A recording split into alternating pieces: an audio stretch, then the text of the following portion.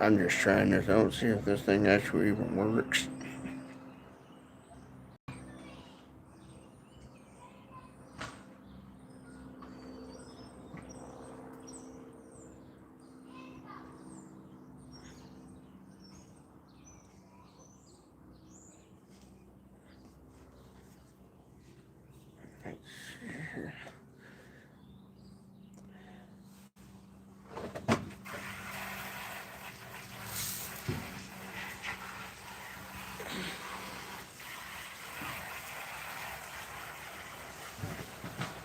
Yeah, I'm just seeing if my computer can even handle doing live streaming on YouTube. I don't think it does too bad on when I do live streaming on Instagram at night, but I don't know how well it's gonna turn out and stuff on here. So if it seems laggedy or something or the other, then that means my internet is not very good and stuff. And I don't use any fancy live streaming software because I don't have the knowledge of how to use all that stuff. And at the moment, I really don't care. But yeah, I seen somebody there from Holland, Michigan. I think I might have one time been to Holland. I'm not for sure. And if I did, it was probably for when I was in school on a field trip. You know, when I was in school, I was a kid on the back of the bus and looking in the window saying the snozberries taste like snozberries.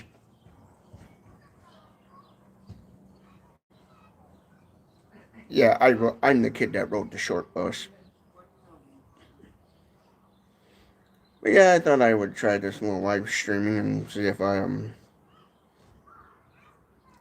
it's anything that it would tickle my fancy, I guess you'd call it.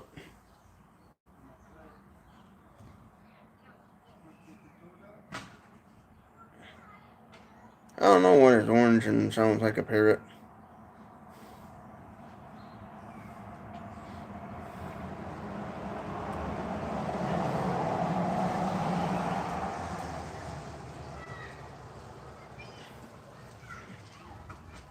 Yeah, this is my first time ever in a long time trying to do a live stream on YouTube.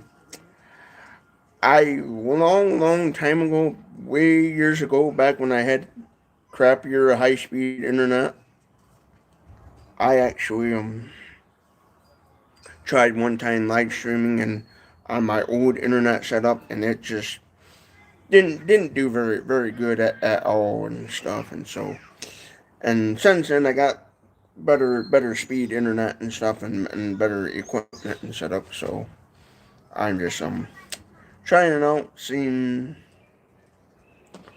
if this works and stuff. I did, like a lot of live streamers do. I also did enable those super chat thingies, which I personally don't know a whole lot about the whole super chat stuff, But I know what it is and the basics of it and stuff. But I did enable that for futures for the future if people want to do that and stuff. Because I know a lot of people like doing that sort of thing, and I have in the past got asked about that stuff, even though I don't really care to do that stuff, because times are hard. I don't on a lot of that stuff. I don't care to, like, I guess you call it, take people's money too much. I think on social media live streaming, that's what has became a lot of, if you're kind of get what I'm saying, more where a lot of these streamers and people are just always wanting to take people's money, hard-earned money, all the time. And to me, it's like, if you want to make money with social media, that's great. But to me, put the time and efforts and work into it. Try to make content that's going to be worth watching and stuff. And then me, like I do, I just a lot of times make money off the ad revenues off the videos and stuff, because it off the ad revenues, because it's free, instead of like doing all these pay money to get exclusive content and subscriptions and all that stuff. I don't care to do all that stuff. I don't, like, me personally in my life, I can't afford Hulu, Netflix, and all that stuff. So, and I don't care to do that stuff because to me it's pointless. It's make. I say if you want to make money off live stream, make YouTube, Facebook, Instagram, Meta, YouTube, Google, make them pay for it. That's what I'm trying to do. And I get it. It's hard. YouTube's broken. I've seen all those videos of the content creators I watch and stuff where they talk about that stuff, and I understand why content creators do it. They sometimes you put a lot of time and efforts into a video, you feel like you deserve it and stuff. I get it. I understand it, but for me, I just a lot of times on that stuff, I figure, right now it's not for me. Now, in the near future, would I do like become a member and get exclusive content? I may or I may not. I don't know what the future holds. I'm not a time traveler. I'm nothing. God didn't give me that power to see into the future and stuff, and it's probably for good reasons. Only God can see the future, the past, and the present and stuff. Jesus Christ of Nazareth. What's one thing you're proud of yourself in the last, your accomplishment? Well, I'm actually glad to see that I have how far I have come on YouTube and stuff versus from being in the past. Usually a lot of times what I do is I'll look at old post of me posting a screenshot of how many subscribers I have on YouTube. Like I'll look at old postings I had where I was thanking everyone when I only had like 200 subscribers and a few and stuff, and I think and then when I see how many subscribers I have gained versus back then and stuff, I always wow to myself. I'm like, wow, I actually made it this far, and I think to myself, wow, people actually care to see my YouTube channel and the videos and stuff. I think a lot has to do with me on YouTube and people actually watching my channel and stuff. It's because I'm just being a normal human being. I'm not trying to be some faker or some pretend person. I'm just being me. I'm not nobody. I'm one of those people. If I tried to lie on social media, I would really suck at it. Where everybody would be like on the episode of Family Guy, he's a phony, a big fat phony and stuff. And I just be real, and I'm an average person. I'm just an average Jimmy Joe Blow that during the daytime works a crummy job that don't pay worth the darn and just trying to survive in this old world. And I think a lot of people like seeing that and stuff. And I think that what helps out too. If more people just want to see like an average looking normal person that's not trying to hide themselves, not trying to use filters and stuff. I suffer from a lazy eye, where in my left eye you can always, sometimes in videos you can see where I have one eye just staring out in outer space and stuff, and so I know there's people that would have that similar condition, and they would be trying to use AI technology in a video editing program to, touch that up and stuff. And to me, it's like, yeah, I don't care. To me, if I didn't want people to see my lazy eye, I'd just throw on some sunglasses, and in the end, I don't really care to do that and stuff. It doesn't bother me. Down through the years, I have gotten to better course. I had to focus more and stuff. When I was a kid in kindergarten, it was back in the 90s when I started out in kindergarten. I went to an eye doctor.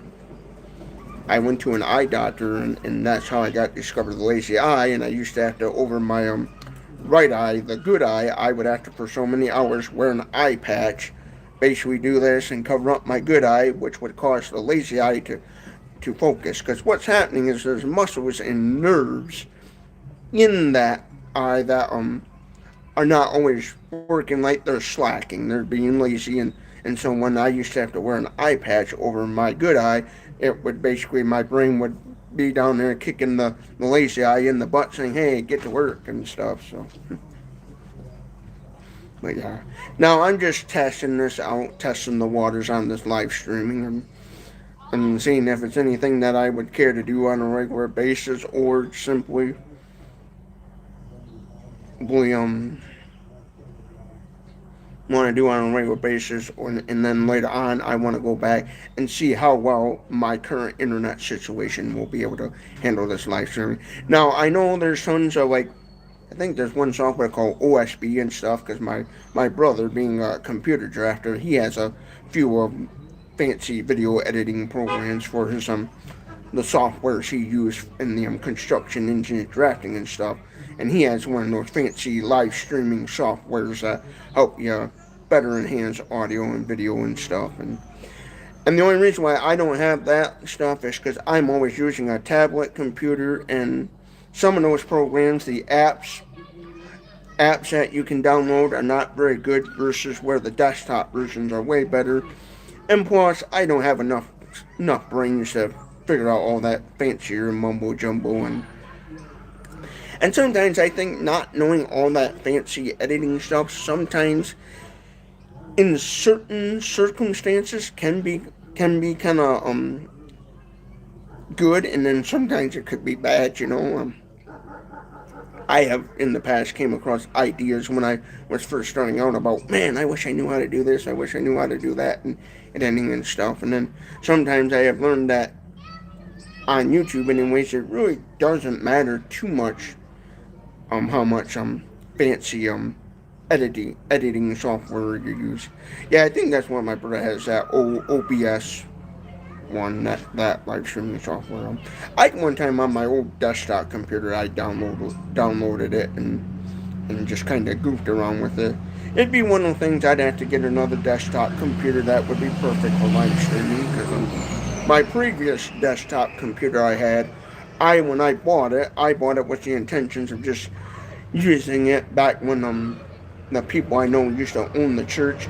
It was just to be a computer to use in the church for simply just browsing the internet and watching simply videos and stuff. But that church behind me there was a long time ago sold off and stuff, because the original owners that own that church and this house and stuff, they're just an older couple in their senior years, and they can't be worrying about trying to maintain properties and stuff, because they're in their 80s and, well, later 70s and then early 80s and stuff, and they can't be worrying about trying to keep and maintain some property, so they had to sell it. And then I ended up agreeing to buy the house from them, which used to be called a parsonage house, where the pastor would have normally lived at, pastored the church and stuff, and they split the property up into two parcels and sold as two separate lots. And now that building is officially no longer I have anything to do with it. Somebody bought it, and now they got the headache of trying to fix it up and repair it. And I've seen the people working on it, and talked to them and stuff, and I told them, hey, don't be alarmed if you're going in that 100-year-old church building and you're tearing stuff out and scratching your head saying, I wonder why they did it that way and stuff back in the day. Because I know back in the day, a lot of construction companies done things a lot differently that would make a modern day construction worker guy think, I wonder why they did it that way and stuff. Heck, I wouldn't be a bit surprised if they tore out walls and saw old knob and tube wiring and they're still hooked up or something. Because when I was a kid growing up out in the country, I lived next to an old abandoned house that had old knob and tube wiring, and it was still live. And I remember as a kid thinking to myself, wow, this house hasn't burned down yet? Because when I was a kid out in the country, I lived in a mobile home trailer, and then next to that mobile home trailer was an old house that my grandpa owned and stuff. And when I was a really young kid, it used to have electricity in it. Back when the house was still, you could still fix it up and actually live in it. Which one knows you, in the current state, you couldn't live in it. But if you fix it up and stuff, and if he would have remodeled it and everything, he could have lived there and stuff. But he didn't, because he had in his senior years he had money issues, and so he just didn't decided to, oh, one of these days I'll just tear it down, and he never did. He just let nature take its course. He let God, I call it, he let Jesus knock it down for him and stuff. But yeah, he was unfortunately that situation. My grandpa was a procrastinator, one of those that he would put stuff off and before it became too late. So I always wondered growing up as a kid if when he first bought that house, I remember he bought a fixer upper, and I think what it was is it was one of those things where at one time he had the opportunity to fix that house up really nice, but he just, oh, I'll get at it sometime, because the thing is, if you put stuff off, it's going to be a more of a problem later on down the line. Like this house I'm currently living in. If I don't fix the repairs that it's going to need and stuff in the near future, and I just keep putting off, eventually the situation's going to get worse and worse and worse, where finally I'll have to move out and look for another place. So, and that's kind of what happened with my grandpa's situation in the house that he had and stuff when we lived out in the country. It was a house that just needed work, needed fixing up, but he, for whatever reason, I don't know why, he just didn't want to get at it right away. Maybe back then he had money issues and stuff back in the middle to later 70s when he bought that house and stuff. Maybe back then he had money issues, or I don't know what the reason was on that, but I always remember as a kid that living next to that old house and remember seeing the old knob and two wiring and stuff, and my dad always saying, "Be careful, boy, don't touch them wires, you might get poked." you know.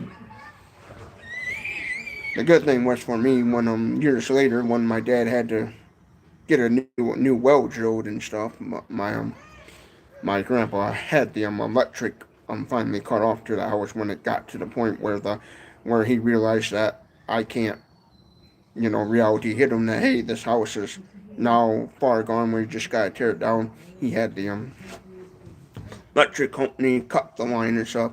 They did that around the time when my grandpa around the time my dad and grandpa had put a new well on that property, because that house, the abandoned house I lived next to, was one of them old 100-year-old farmhouses that had a well down in the basement, and that well that was down in the basement got too old to be using, and my dad and grandfather had to break down and just drill a new well on the property to use and stuff. And around that time, I think what happened was my grandpa he asked the well company or electrician or whatever if the house was still safe to be running electric in it. And they're like, oh no, if we're gonna put a new well and hook up the water pump to electricity, you gotta cut the power to that house and get a new meter and everything, because that old house I remember had the on the back side of it though, on one of the outside walls, the meter box and everything for all the electrical on the property, and my grandpa had to get a new and have a new electrical meters stuff set up, because by then that house was too far gone to do anything. But what I learned from that situation growing up as a child is don't put stuff off. Once you know something is needs to be repaired, get it taken care of in a timely manner. Don't just sit around saying, "Oh, I'll get it to it one of these days" and stuff. I remember one time my grandpa talked to my grandpa. It was a few years before he passed away, and we got talking about the house, and he said, "Yeah, I should have never bought that dump." And I thought to myself, joking around, I thought, "Yeah, it was a dump because you made it that way." But yeah, I'm just randomly talking on here, just seeing if this thing works and stuff, and look at some of these. I think it would be nice to do every once in a while. Yeah, I would. I probably would do live streaming more often if I learn to educate myself more on it and kind of better understand the whole YouTube ness, YouTube world. I know YouTube really likes their algorithm. Really likes some people that do YouTube Shorts and live streaming. They I know push that a little bit on content creators sometimes and stuff. And I know it's a great way to interact with fans and people and stuff. And since the weather is nice out, I will probably maybe do more of this stuff in nicer weather and stuff. I since I work a second shift job and stuff. I come home from work. I kind of I don't feel like making videos or doing certain live streams or do any kind of YouTube content stuff. I'm always like, I don't feel like doing anything, so I'm always just kind of lounging around after my shift and stuff. And I work second shift, and by the time I simply get done with my shift, by that time everybody's around these parts are in bed sleeping and stuff. So if I did do any sort of like live streaming and stuff, it would probably be like in the middle of the night and different things. Now the reason why I'm doing a live streaming right now at this time of day, because today's my day off, so I can do stuff. I get Mondays and Thursdays off. I get 2 days off a week. I work a regular job where I do 8 hour shift and then get them 2 days off and stuff like most people and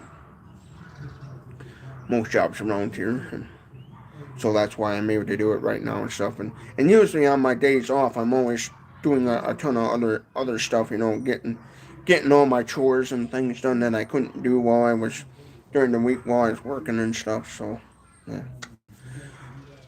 My future goal is in the near future is to somehow figure out all this YouTube stuff, figure out how to get to where I can make a decent amount of money off from YouTube, where I can do all the projects I want to do and not have to worry about having a second job, and I could just focus on the YouTube and stuff. I know that can be a little risky and stuff because YouTube is not one of those steady source of incomes where you're gonna know what you're gonna make every month. Some months you could have 1 million subscribers and one month make a ton of money off from views, and then the next month not hardly make anything and stuff. So it's definitely one of those would have to be careful. So what I would probably do in a situation in reality is once I know, hey, I'm making quite a bit of money off from YouTube, I would still keep my other job, but just cut back the hours. Whereas, because the job I work for a store, and they love part-time workers. They're one of those. They're big on hiring part-time workers and stuff. Because then that way they don't have to worry. With full-time workers, you gotta by law and stuff give certain benefits and certain things. But hiring part-time workers, there's the company can not have to spend so much money on their employees and stuff. And so the store that I work at a store and stuff. They really in the past have talked about how they love more part-time workers versus full-time and stuff. And so for me, what I could do is I the way it's set up, if I wanted to in the future, I could say, hey, I could explain my situation to them. They would probably, the way things are, they'd be very understanding, where if I wanted to, I could have it set up where where I have a bunch of days off to focus on YouTube and work one day a week for them, and stuff. Because they're very flexible. The company I work for, the CEO owner, his family's been down through the years very generous to the Michigan community area, and that's why I like working for the store I work at. Now, out of kindness and respect for the business and company, I don't mention. I try not to mention where I work at out of kindness and respect, because I understand situations and stuff could come up that people would try to associate with the store I work at and stuff, where they would, so like if something, because with content creators, there's always controversial things happening all the time. I see like that. I have a Snapchat account, and sometimes I'll look at random videos on Snapchat, and I'll see some little Snapchat profile talking about like that hot tour girl and something negative and controversial. And so some a lot of famous content creators get that, even that Mr. Beast and stuff, and people gotta you know, like any famous celebrity person out there, everybody's got to, spread the gossip and stuff. And so sometimes something could potentially rise in the future, sure, and stuff, and make them, and potentially, if I mention, oh, I work for this business, yada yada, mention the name where it could potentially, harm their business and stuff, and I don't want to do that. That's why I don't mention where I work at. People know and stuff. Now, if somebody ever dropped in the comment section like, oh, he works for such and such a store, I'm not gonna say anything or respond to that and stuff. I'll just ignore it and stuff. Basically, I won't confirm it and stuff. I'm not gonna try to be super super secret about it, because one way or another, people are gonna find out no matter what. Same thing with where I live and stuff. People are gonna find out where you live no matter what. It's not hard to type in a Google search engine somebody's actual real name and find their address and find out where they live. So that's just the way computers are nowadays. If you want to completely go off the grid and don't want people to know where you live, well, guess what? Go to Lancaster, Pennsylvania, or down Middlebury, Indiana, or Vermontville, Michigan, and become an Amish. That's what I say. If you don't want to be seen, go live the Amish lifestyle, and then just maybe you might, not have people find out where you live. But even then, those people, if you know their name, their first, middle, last name, and you Google it, I guarantee you're gonna find them, and they'd be like, "I'm Amish. How the heck did you find out where I live?" It's like computer. Oh, so yeah. I know a lot of people, a lot of famous content creators try to keep their locations private for safety reasons and stuff. But that's But I look at it, no matter what, people gonna find out it anyways. And yeah. And if you notice, I kind of look funny when I'm looking at the camera funny because my old tablet, the FaceTime screen was up at the top part, and then on this new Samsung tablet, they put it over here on the side, the front view camera and stuff. Some call it the FaceTime camera, I think is another nickname for it and stuff. So that's why I'm always kind of looking up at the top versus at the bottom, because of my old tablet I used to use as a camera and stuff. I always had it vertical instead of over here on the side. And who knows, the way they put it on, Samsung put it on the newer style tab, which might be better for filming anyways, and I just don't realize it. But I remember when they used to put it right at the top, a little eye camera in the middle, and now they put it on the side in the middle, which is, I would say, is kind of good for if you're doing side videos, horizontal videos and stuff. I can see where that be very useful and stuff, and it's been very helpful to me. So yeah, I like that, but I just gotta get myself used to where that camera lens is and stuff. But yeah. But yeah, like it says in the description title, you can ask me anything, roast me, whatever.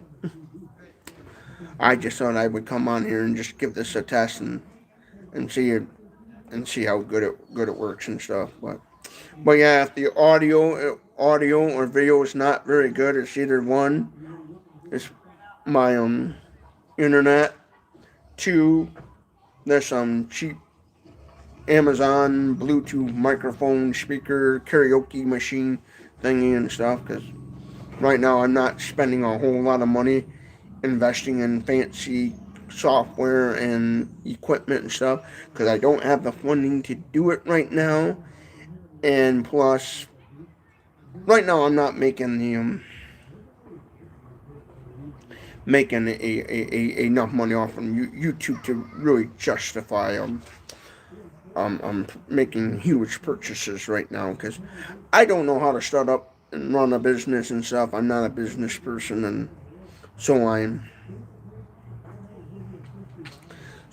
don't know how to run a business, and so I try to figure out, okay, how would somebody running a business and stuff, how would they do it, and how would they how YouTube works and stuff. So I don't know how to start up a YouTube channel from scratch. I'm just some random person that just one day say, hey, I'm gonna give YouTube a try, and and I just go for it and stuff. Yeah, the microphone did have good Amazon reviews when I looked at it. That's one thing I did is I checked the reviews, and it seemed to have pretty good reviews and stuff for being a little $20 basic microphone thing.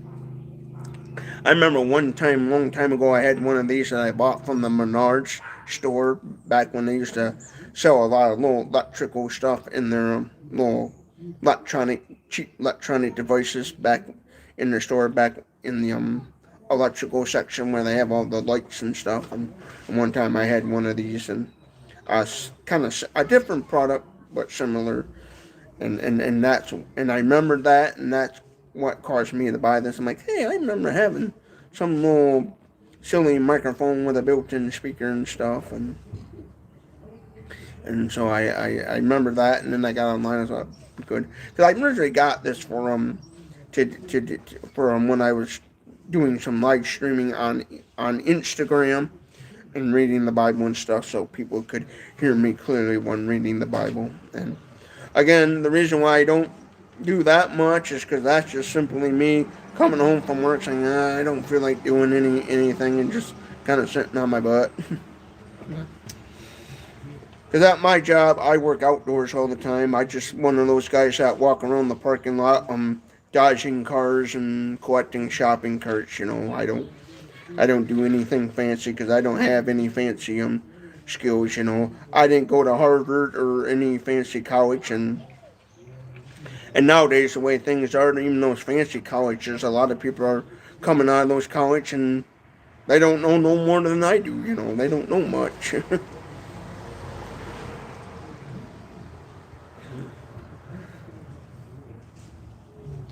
So that's what I learned nowadays. Is a lot of those colleges are not really teaching anybody anything and stuff, and a lot of them they're just brainwashing people to be one-sided political, I guess you call and stuff. They're always a lot of those colleges want to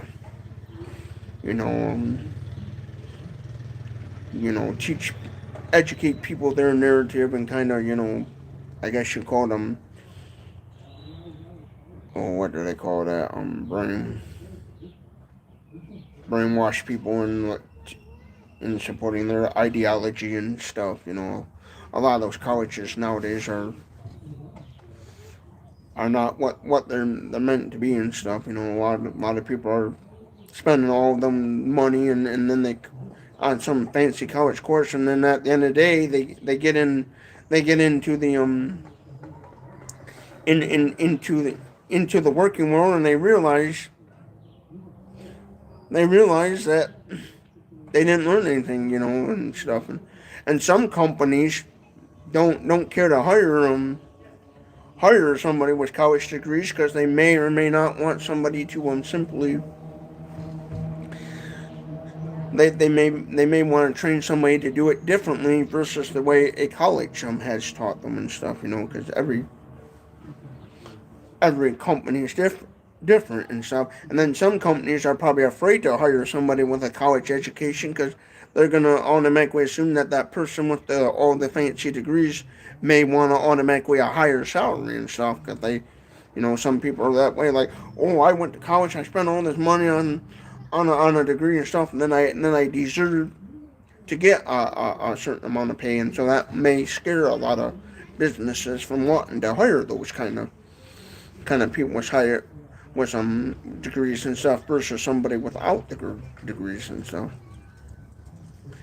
Because I worked at a factory one time that did welding, and all they cared about if you could pass the I guess the state of Michigan had a welding test course you had to take, and if you could pass this little test and actually pass the welding test, you could get a little certificate that basically said I'm a certified welder, and they didn't care if you had went to school for welding or you're just some self-taught backyard mechanic that happened to have a welder and you knew a thing or two, and they're like, hey, as long as you pass this test we got to have you take, we don't care. So, and I seen that.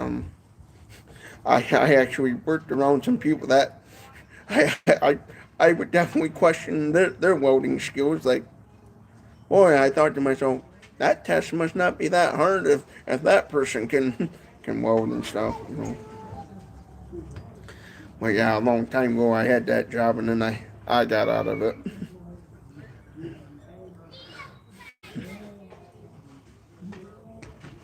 Well, yeah, that was I thought that was pretty funny when I thought about that, and that's when I really learned quite a bit about how the working world is. When I thought about that one time, I was thinking about that, and I thought, yeah, that would make sense and stuff. So yeah, because one thing is I learned down through the years is going to a trade school, college, or any secondary schooling and stuff, or even simply having a high school diploma like I got, doesn't always guarantee you're going to go out and get a job. It doesn't necessarily guarantee you. It does help and stuff. I know people who just gotten their GED and got better paying jobs than I do. And then there's some people that don't even have any sort of GED or high school diploma, and they were a high school dropout, as they call it, and they're doing better than I am. And then there's some that they struggle all get out and stuff. I know back in the 60s and 70s, when my father started in the working world, back in 1976, when he got out of high school, it didn't matter if you had a college degree or a high school diploma, whatever, you could right then and there get a job, and he used the opportunity to get him a job. At one time, his job, I would say, paid pretty good, at one time, until inflation started coming into play more, and then as he got older, and inflation was his job didn't make him much. I remember as a kid growing up in the 90s, before my mother got sick and stuff, and the salary he had, he could afford to take care of a family and provide quite a bit, and then have a little extra. And then it got to the point where all he could afford was just the basics, and that was it. Because I remember as a kid many a times getting some nice, decent times getting some decent Christmas presents, and then there was times where it was just simply whatever cheap was at the dollar store. That's what the two kids got for Christmas presents and stuff. And I'm glad for those experiences, because it helps me and stuff, and growing this YouTube channel and remembering where I came from, and so I have an understanding of things when it comes to like donating to the local pantry and doing stuff and doing all that. That's what helped me, is because I remember there were some times and stuff. Now I wasn't actually like poor where my family was homeless. We were living in cars or any like craziness. We were a family that didn't have much, but we still had a roof over our head, food in our belly. But it was just struggle, because the parents had to really pay attention to what they were spending money on and how they spend their money. It wasn't like where my parents could hop in the car and every day take me and my brother to McDonald's or Burger King or what they. We didn't always eat out all the time. We had to eat out of stores that the food quality wasn't always the greatest. I shopped at Save a Lot when I was a kid. When I was growing up as a kid, that was my favorite store, was the Save a Lot grocery stores, because you could get cheap food there. Now, was it the healthiest food in the world? Oh, absolutely not. But you ate it, you survived. So I say my body's been exposed to so many chemicals and stuff. There's probably doctors out there that probably, if they had a way to see what I ate at growing up as a kid, they'd probably look at me and say, "Wow, and you're still alive." Same thing with my grandpa. I had a grandpa that passed away at the age of 84 years old. He loved drinking and smoking cigarettes. He was a chain smoker, and I even used to sit there and think to myself, "Wow, he survived at 84, and and he ate unhealthy foods, and and he smoked all kinds of cigarettes, and I guess in his younger days he liked to drink a lot. And I even remember and thinking to myself, I always say like, wow, he actually lived to be 84, and I used to say to myself, boy, I'd like to get that lucky. Get lucky and stuff, you know. Because I noticed that in my life. I met people that were super cautious of what they eat, and they're healthy and stuff, and they did everything like to the T to maintain their body and stay healthy, and they died at a young age. And then there was other people that I met that, just ate slop and chain smoked and didn't, pay attention to their health or nothing, and they lived to be like in their 80s and 90s, and you're sitting there saying, wow, how did they manage to do that? Where they would go to the doctors, and the doctors would even be, well, like, you're still alive.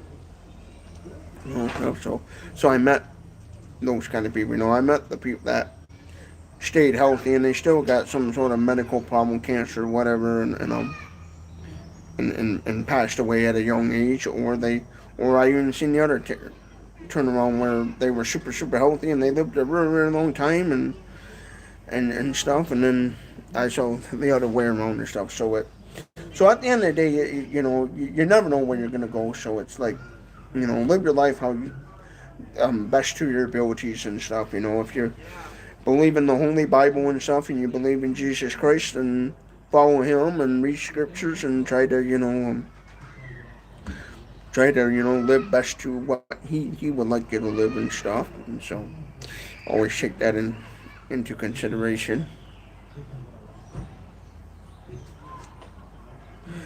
Actually, Mountain House buckets would be good for the pantry. I don't know if you're still on the live stream. I haven't seen it, but yes, Mountain House freeze dried food would be good for the pantry and stuff, because it has a really long shelf life, and stuff where that stuff will last up to like 5 years and stuff, and things, and that would be a good food idea, because I don't know, but I imagine there's probably in my area some homeless people that probably use that little pantry, and that would be great for them, because then that way they don't have to worry about trying to have any refrigerator system to keep keep contents fresh and stuff. They don't have to worry about having any special, trying to come up with some special way to keep stuff fresh and stuff. And so Mountain House would be a good idea and stuff. And then especially for families that ain't got a whole lot of money to simply buy a lot of ingredients. That would be also good for them, because all you gotta do is just add water, usually 2 cups of water, boil them up some way, boil up some water, and then pour it into the pouches, zip it up, set it somewhere, let it set for about 10 minutes, and then shake it, stir it, and then another 5-10 minutes, and then you got a meal and stuff. And so yeah, Mountain House would be a good idea. Mountain House freeze dried food, any kind of freeze dried food would be good and stuff. I've even thought about in the near future, when I had the funds to build a bigger shed structure, I would definitely have a spot for freeze dried food and stuff, like those bulk items. There used to be one company that but they went out, called Thrive Life, THRIVE, and then the word life, that used to sell freeze dried contents and stuff. And I always thought about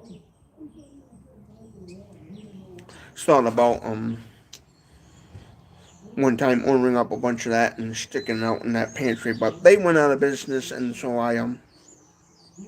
I'm definitely am sometime in the future going to look at the freeze dried brands that are out there on YouTube and Walmart and stuff, because I mostly shop a lot on Amazon when I order stuff offline, because I had pretty good luck with them and stuff, and getting packages. And I did have, however, one time have where the Amazon delivery guy did deliver my package to the wrong house, but Amazon took care of it, and was really good about it, everything and stuff, and they actually reimbursed me my money and stuff, and I just had to reorder the item, and then I got it back. And that only happened one time to me, so I had really good luck with Amazon, so that's why I shop a lot at Amazon.com and stuff.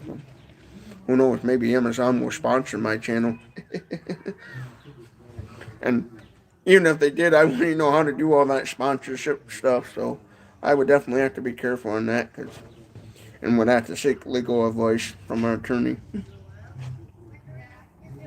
But yeah.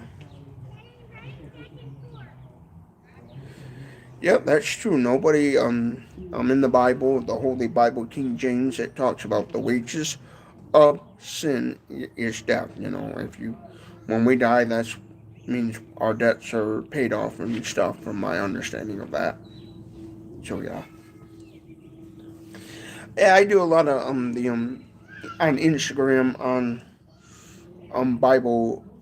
Bible stuff on Instagram, because I have a lot more followers on Instagram and stuff, like subscribers slash followers on Instagram. At one time I had like over 20,000. I know it went down recently a little bit there, but yeah, I just a lot of times we'll do live streaming on Instagram, just me reading books of the Bible and stuff on live streaming over there, because I have more people on that page and stuff, and I figure that's a way to reach more people and stuff. Now, as far as being monetized on Instagram or on Facebook, as far as Instagram goes, I am not monetized on Instagram at all. I tried monetizing on there, but every time I tried to log in my tax information, it would just error and stuff, and it would just go back to the login screen where it wouldn't let me continue forward to upload my information and stuff. So I just kind of said, forget about it. And now I just, when it comes to monetization on social media platforms, I always just focus on YouTube and stuff.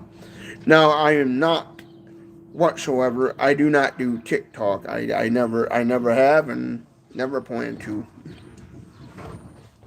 And that's because I've seen so much controversial things about TikTok and stuff, and stuff related to them and the Chinese government and stuff, and so I chose to kind of stay away from that. But either way, all social media platforms, they all sell your information and stuff, so no matter what, your information got sold to somebody, no matter what platform you use and stuff. And I don't do Rumble because I just don't know a whole lot about Rumble and stuff, and one of these days I'll have to get off my lazy butt and check out Rumble and see what it's all about too, and maybe do some content over there as well and stuff, Because usually what I would do is and I do this a lot, is on Instagram, is I'll just take something from that I posted to YouTube, and then I'll post it to another social media platform. Where if I did do Rumble, I would be taking the same video that I uploaded to YouTube and also uploading it up to Rumble, where you wouldn't get no different content, where both platforms would have the same video content and stuff. That's what I would do and things, because I don't like to make content and then put one type of content on this social media platform, then one over here and stuff. I don't think that's fair, because I know not everyone uses Facebook or Instagram and YouTube at the same time. Some people just do YouTube, and then some people just do Facebook and stuff. And since I monetize more on YouTube, then I do a lot more on YouTube and stuff. And usually when I make a long video on YouTube, I will try to make a short, like I'll go in my editing program and I'll edit, a certain amount of minutes of the long video. Then I will upload it to YouTube as a short to try to help reach more people. And then I will also take that same clip little short I made, and then just upload it to Instagram to raise awareness about my YouTube channel. That's all I ever do on Instagram as far as I'm posting. It's just, letting people that use Instagram know, hey, there's a guy on YouTube that makes YouTube videos, and stuff. So for those people that use Instagram and YouTube and stuff, and then on Facebook, I do the same thing where I just have it set up where a lot of times the video will also get shared on Facebook, and then I make it public where people on Facebook will say, "Oh, there's a guy that uploaded a video to Instagram, letting everybody know that he made a video on YouTube and stuff." So that's all I ever do. And on Facebook, I was monetized on the Reel Shorts, but they didn't. But I had an accident happen where I accidentally uploaded the same video on Facebook to Instagram, and they didn't like cross posting, I guess, or whatever they call it. And so, as far as video goes, they don't let me make money off the videos. But when I make a posting, a public posting, or or I upload a picture, or just simply make a public post, I do make pennies on the Facebook posting and stuff. So I do make a little money on Facebook when I just make a normal text-based post, or I simply do a picture. I make a picture, and I share it on the internet. Like one day I screenshotted a picture of a pedal electric bicycle that my brother always liked, and I made a little posting about that, like trying to get people to share it and stuff, and trying to make money off the post, because I thought it would have been funny to make enough money off that posting to where my brother could have where I could have had the money to be able to buy this pedal electric bicycle for my brother and stuff. And I even on YouTube made short videos of that, just testing the waters and seeing what happens. I don't know, what content is really per se good to put and stuff. So a lot of times I would just do random videos to test the waters and just see what happens and stuff out of curiosity and stuff. Because sometimes I have seen videos where people have done certain things, like talk about a little product, and then they all of a sudden make 20,000 get 20,000 views, and they make enough where they could buy the product. I see where where that is no harm. I actually kind of encourage that more than I would versus somebody standing on a street corner holding up a sign panhandling for money. I say if there's something you want or need, make a video about it. If you're monetized on a social media platform, don't be afraid to make a video about it and talk about it and see what happens. You never know and stuff. Yeah. I think yeah, I don't know what Rumble there does. I just because of this live stream, I thought, oh, what the hell? I'll put the super chats on. I did a quick little Google search about the super chats, like what it is and what it's about. A little quick research. That's why I don't do a whole lot of that. Activating stuff is I'm like doing those brand deals and certain things. So I just simply don't have much knowledge of that stuff. So I always kind of be cautious of some of that stuff. If I truly know a lot about it, then I go for it. Like super chats, I know a little bit about it, and where it's a thing where somebody can make a comment and like somehow send the live streamer person streaming money and stuff. I get that part of it and stuff, and so I thought, yeah, what the hey, I would do that. I figured, hey, everybody else doing it, so I guess wouldn't hurt nothing and stuff. I don't care to do kind of some of that stuff too much, because I just don't feel like taking people's money and stuff. Because sometimes on some of that stuff, you gotta be careful, because a bunch of people will do it, and then you'll get that one person that comes along that can't really afford to be doing that sort of thing, and then they feel like they gotta do something, and that's when it would kind of make me disgruntled and mad and stuff, because I don't like that. Like these channels. I watch YouTube channels that do that membership stuff, and I personally don't care to. And I personally don't care to do membership stuff because I don't, me personally, I don't feel like I'm good enough of a content creator to really say, oh, become a member and get exclusive content, because half of the stuff a lot of stuff I post, I don't, to me, I don't feel like it's really worth, charging people money to see and stuff.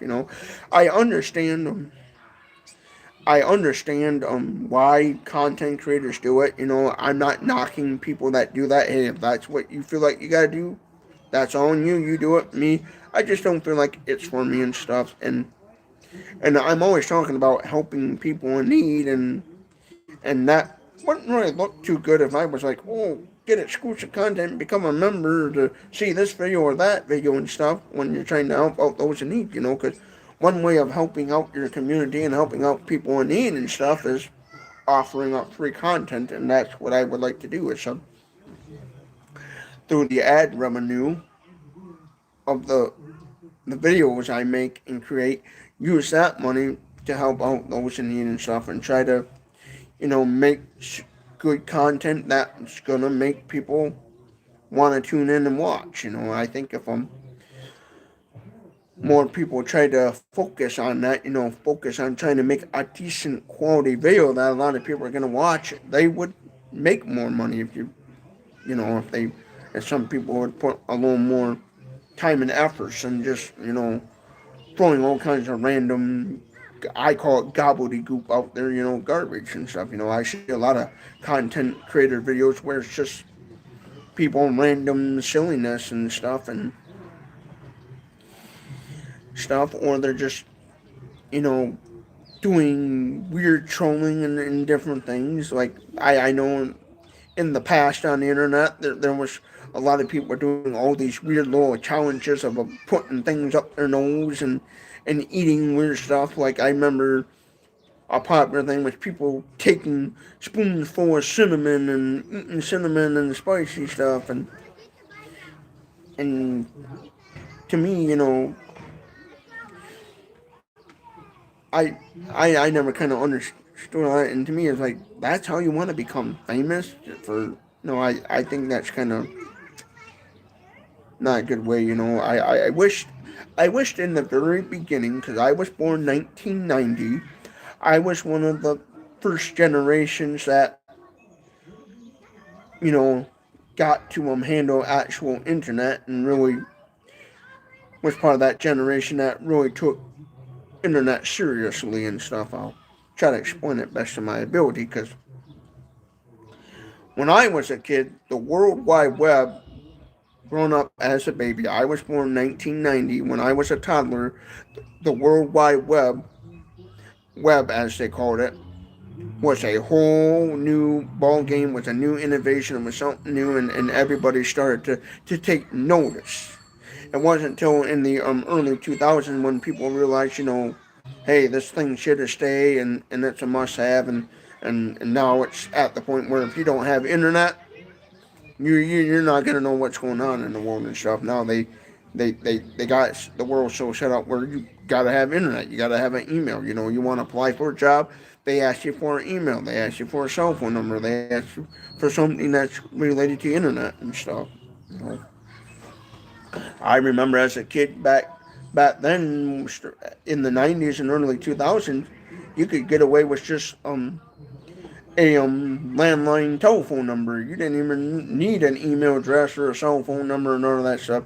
Nowadays, you apply for a job or you try to, you know, you want to stores have those become a member and get exclusive discounts and stuff. You gotta have an email account or a cell phone number and stuff so they can send you text messages and confirmation codes and all that stuff. So it's now forced on you. I remember back when it you didn't need that. Internet was an option, and then it just obviously became more and more popular, and people started realizing how more and more useful it is. And And I think back in the day, if people would have took, when they started putting videos on the internet, which was in the later 90s, early 2000s, when Windows 95 came out, that's when people started to realize, oh, I can play movies on a computer, or play a video on a computer. That's because I remember very well Windows 95, because that's the first.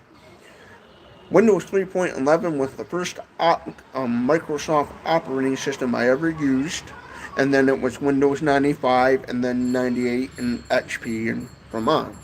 And so I remember one of the key selling points for Windows 95 was, hey, you can watch a video on your computer. Hey, you can access the World Wide Web, Internet Explorer.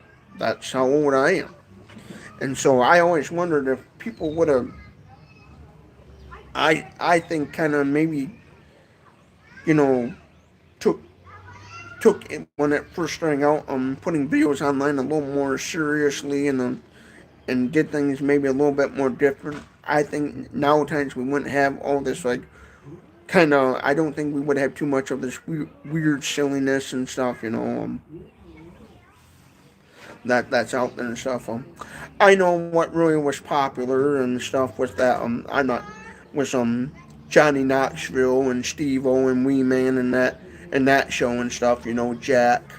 I'm not gonna say the other part of it, because I know you two don't like swear words, but and I know there's other people that probably watch it that don't like swearing, but yeah, that Jack movie, and I watched that movie. I was one of the young kids that watched that movie and laughed his butt off, thought it was funny, but unfortunately, that I always felt like that didn't really too much help the internet online video community and stuff, because what happened there was, then when my teenage years came about, that's when YouTube was a new thing, and then you had all these young teenage boys. Oh man, we gotta do like what Steve O and Johnny Knoxville did and stuff, and people doing crazy challenges and stunts, and then that's what caused all that people doing these crazy challenges and some of this kind of weird oddness that's out there and stuff. And I tried to train myself, don't do too much of that kind of goofy stuff. Try to make content that's going to be useful and helpful and stuff. Get creative. That's what I think people should try to do more. Because I remember in the early days of YouTubers, a lot of content creators would do that. They would create their own, like, little TV shows and mini skits and little web series and stuff. And try to, I guess you call it, be a little bit more like Hollywood and stuff, and different things. And cause I remember watching a few little web series and stuff, and people kind of at first started, kind of taking it seriously more and stuff. Because I do say making videos on the internet, it can be a very useful thing and stuff, and it's great and stuff. It can be a very useful tool and stuff in this old world. So yeah, like with my situation, helping out those in need, or for somebody that you're educated in some sort of career field and you want to share your knowledge and stuff, like my brother's doing. My brother is a computer drafter. He works for a construction company. He designs pole barns and houses and construction related buildings and stuff. So he made a YouTube channel, just sharing this drafting software program he uses, and then sharing his knowledge, because he follows a bunch of people that use the same software he uses.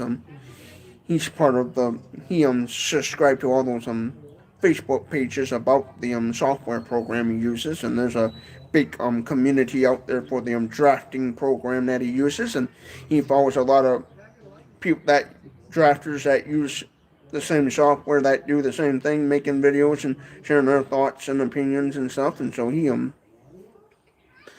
he decided, hey, they do it, so why don't I do it? And so he makes a YouTube channel related to his drafting program and stuff. Because I always was encourage him of doing that, saying, "Hey, you should, since you're a computer drafter and you know a lot about computer drafting, then you should share your knowledge and what you know and stuff." Because I always tell them that's what people want to see, a lot of times, And then too, it helps him raise awareness about his business and what he does and stuff, and then a lot of construction people that live out of state might say, "Wow, I didn't know Michigan was like that," or whatever, and they might, construction companies that live out of state might say, "Oh, what, Michigan might be a better place to do construction, and they might want to move to Michigan and create jobs and different things." And so there's a lot of positives to what he's doing and stuff. Yeah, internet is holding up good, Boomhauer. Yep, thanks. What size socks do you wear? Like, why do you want to know that? Kind of that. I'll be honest. I think that's kind of like an odd question. What's your favorite memories of music that your parents used to listen to? Well, my parents, they were both born 19 in the later 50s. My father was 1957, my mother was 1958. They was a year apart. So they listened to the music of the 60s and 70s and stuff, and country music and all that stuff, Same music I listen to nowadays. Now, me, they listened to it because that's all they had back then. Me, I listened to that kind of music because I was always fascinated with the vintage technology and stuff. I always liked how record players worked and 8-track cartridges and all that stuff. I like the old technology better than the new technology because of the more simple stuff. I always call it, I'm a simpleton. And that's old people terms for calling somebody that's not very bright.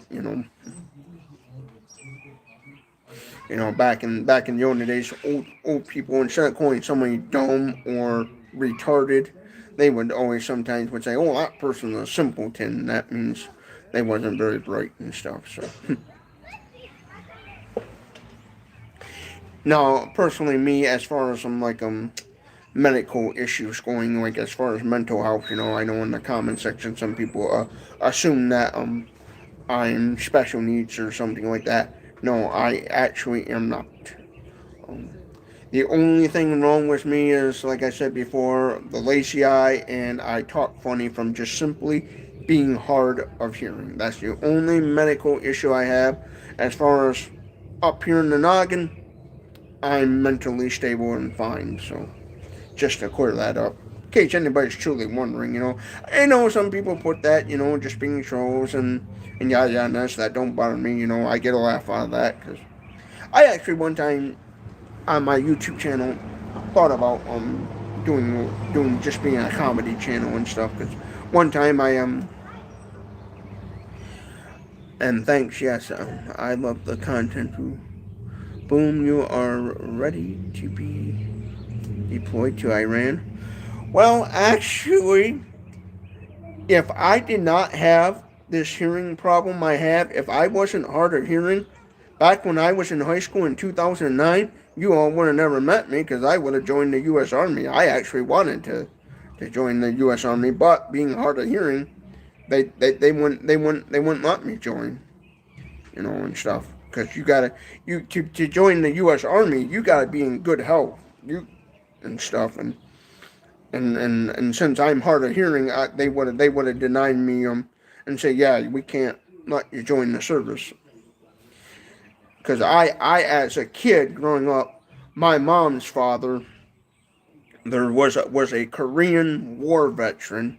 He served in the Korean War, and I grew up hearing the stories about him and being in the army and stuff. And well, he used to be at when I was a kid, I would ask him what he did in the army, and for a joke, he'd always tell me, "Oh, I drink beer, Justin."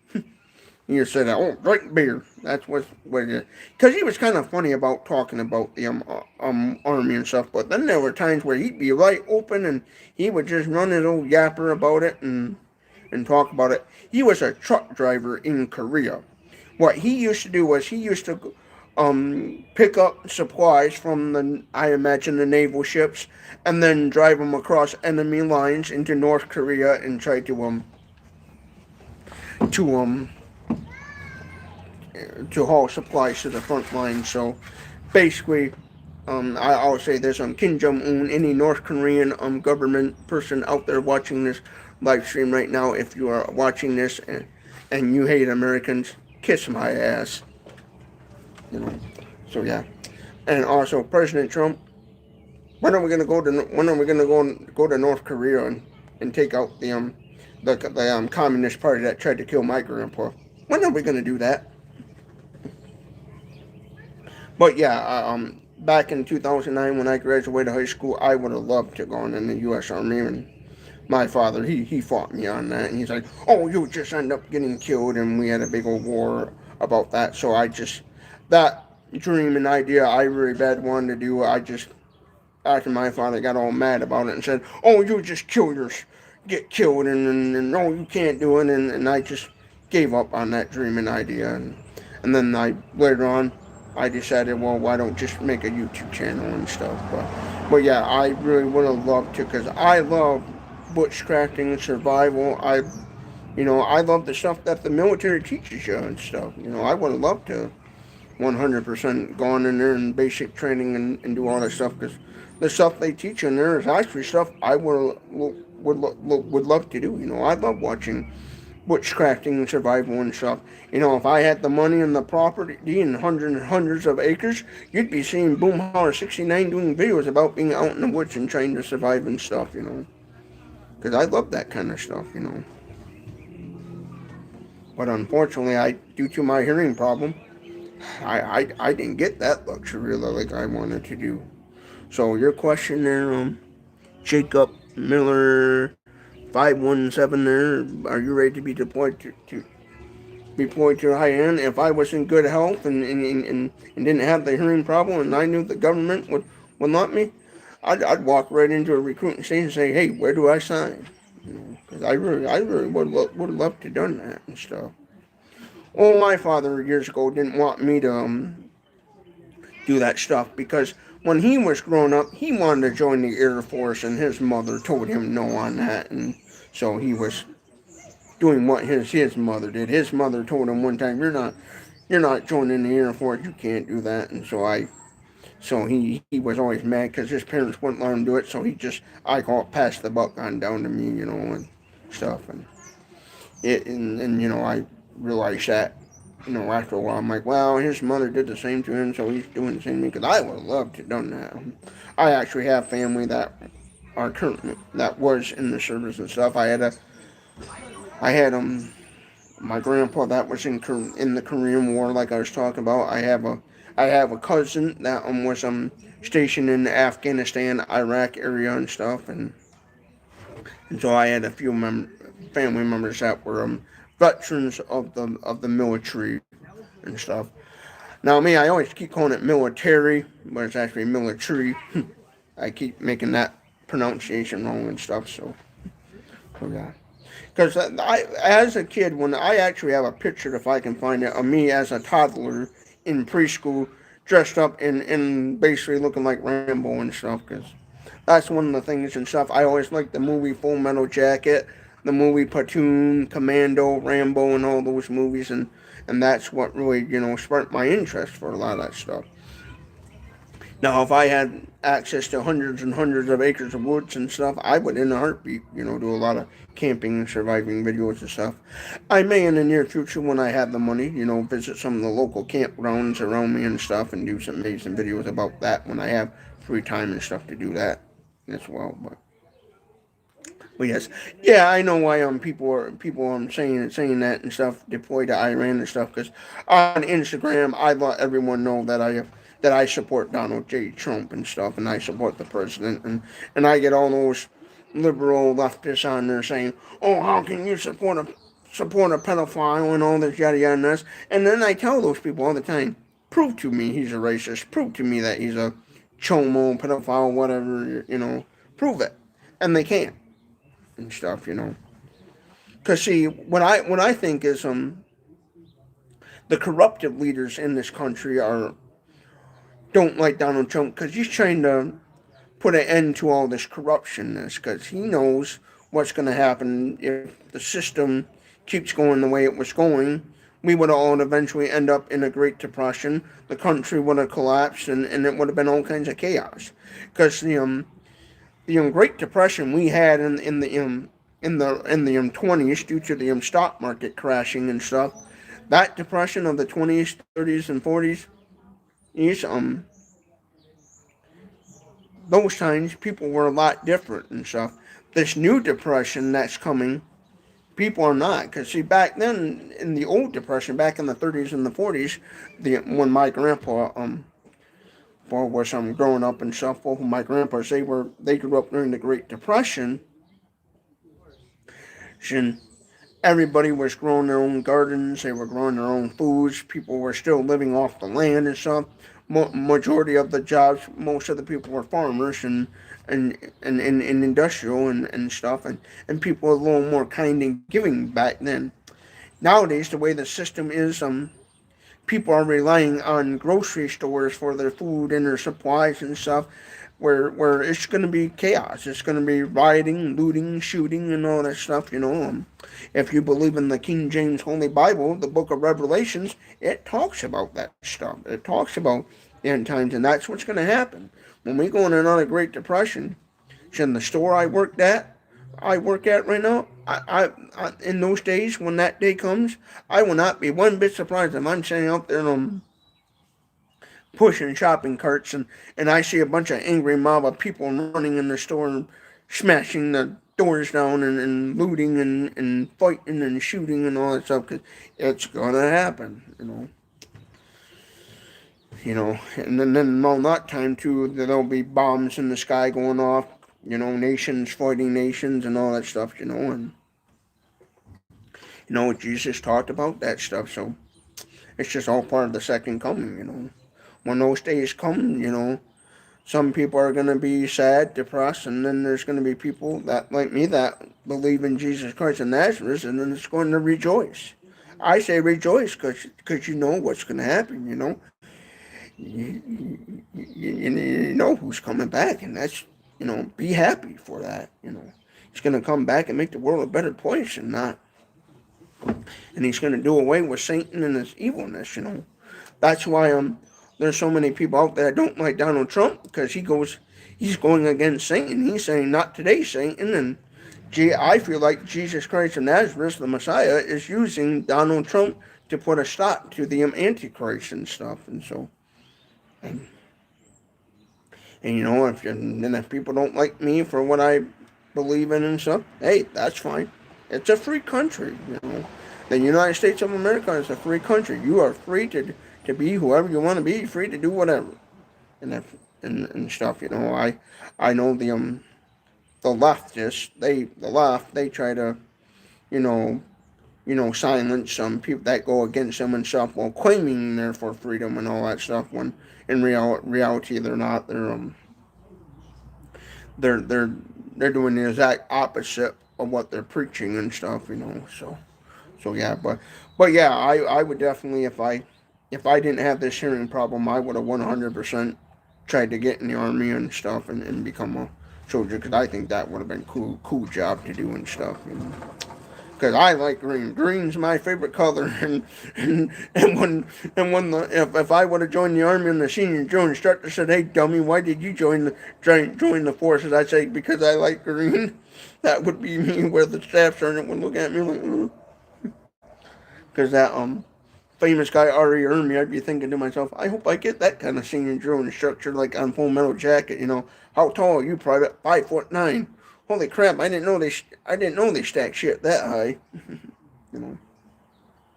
Are you trying to squeeze an inch on me? Are you You look like the type of fellow that can suck a golf ball through a garden hose. Yeah, that was one of my favorite movies as a kid growing up. Full Metal Jacket. Oh my pal, what's this? A jelly donut, sir. A jelly donut. Joe is not allowed in the barracks. And why are you not allowed to have jelly donuts? Because I'm too heavy, sir. But yeah, seeing those movies and stuff, and then having family members that were in the service and stuff always made me wish I could have had that opportunity.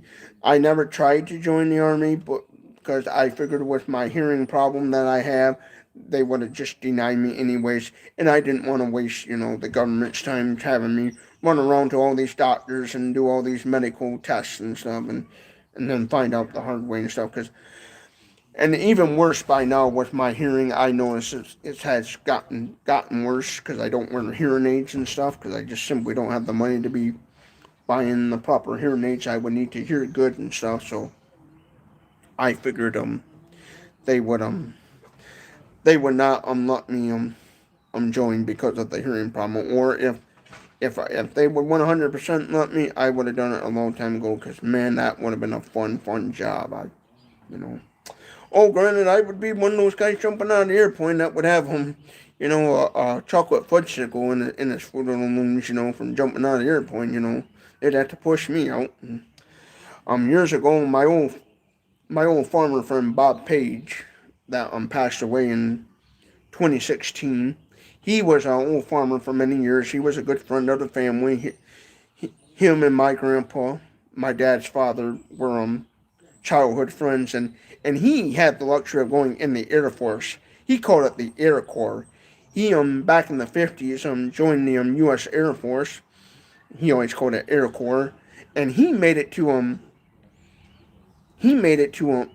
staff sergeant. He was actually a staff sergeant stationed in the Air Force in Florida. So, and he told me the story how years ago in basic training, because I can't remember what type of plane he said, because I mentioned about the B-57 bomber planes, and he mentioned, I was in whatever what the hey plane and stuff, and he told the story about he was in basic training.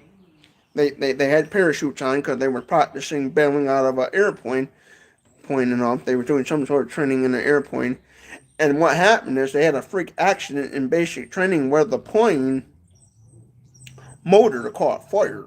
Where the plane malfunctioned, the motor caught fire, and the senior drill instructor was telling the soldiers, okay, man, we gotta bail out. And my old farmer said right out to me, he said, that was the last time I ever flown in an airplane. He said, they told us to bail out, and he said after that, he goes, I'm keeping my boots on the ground, and he refused after that to ever fly in an airplane again, because that scared the daylights out of him being high up in the sky, and he had to parachute out of the airplane because the plane malfunctioned and stuff. And so he had to bail out and stuff, and so after that he never flew in a plane again. Now, the second time he did fly in anything was a helicopter, because when he passed away, they rushed him to the nearest hospital. The nearest hospital could not do anything for him, so they had to aeromet him all the way to him. To Hospital and stuff. They had to.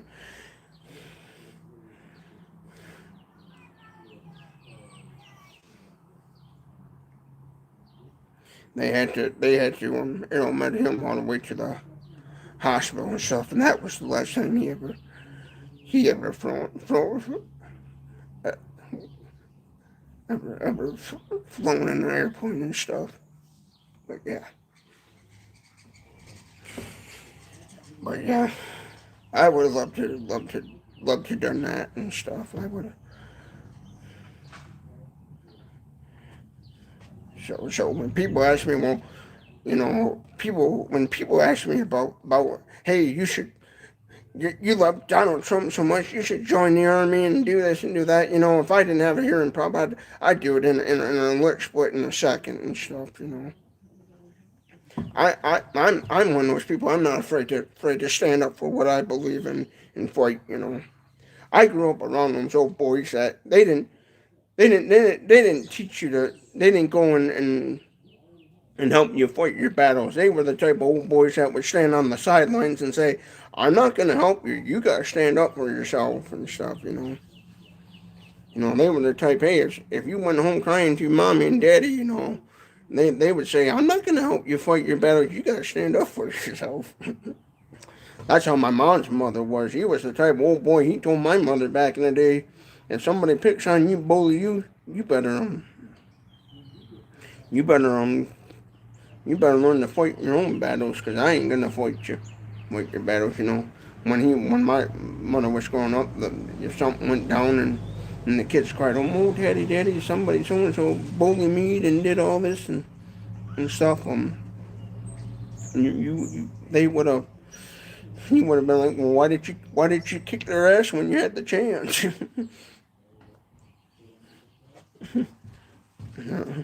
Would you be able to pass the aptitude test? All the tests that the service would have had, it would have. If I would have had perfect 100% good hearing, it would have probably my whole education level would have changed, and I probably would have been successful at passing it. It probably would have took me probably more than one try to pass the test, but it would, because I'm with my hearing problem, I developed being a slow learner, where if they said, "Oh, what's your hearing? You could join your and stuff," if that freaky whatever happened, I would have it would have took me more than one try to pass the test. But I don't think they, with the hearing problem I have, would have let me. So I just never bothered. And then plus my father always saying, "Oh, you'll just get killed and stuff," and he didn't want me to join. So I just kind of out of respect say, "Yeah, put it on the wayside." And now I say it's too late, but I would have loved to back then and stuff. So yeah. I imagine if we ever broke out into World War III and stuff, and they brought back the draft that it needed soldiers very bad, they're gonna say, "We don't care. Here, slap a helmet." They would give me a ballistic helmet and say, "Get out there, you son of a bitch! Start shooting." That's what would happen. So, cause me, I'd be like, "Well," because the only thing is I'd say in those times, I'd say to the staff, whoever's in charge, I'd say, "Well, then give me a rifle that won't jam up, and I'll show you how to take care of some people." But yeah, my mom's father, my grandpa Meyer, on my mom's side of the family, her dad was in the Korean War. He was a truck driver that would haul supplies to the front lines and stuff. He was the one helping the U.S. government take down Kim Il Sung and stuff. So so yeah. So I would say on the whole Iran thingy, I think it's great what Donald Trump's doing, trying to stop bad people and stuff, and that's what I'll say on that. And then also my advice to Kim Jong Un, if I were you, Kim Jong Un, you communist rotten bastard, if you are watching this, my advice to you is pay attention to what Donald Trump is doing to Iran, and my advice to you is stop trying to test nuclear weapons of mass destruction. Stop trying to develop nuclear warheads, because if you keep it up, he's gonna come after you. And my suggestion to Kim Jong Un, you need to start freeing all those people in those concentration camps and straighten up, because God's coming after you too, buddy. God's gonna punish the wicked.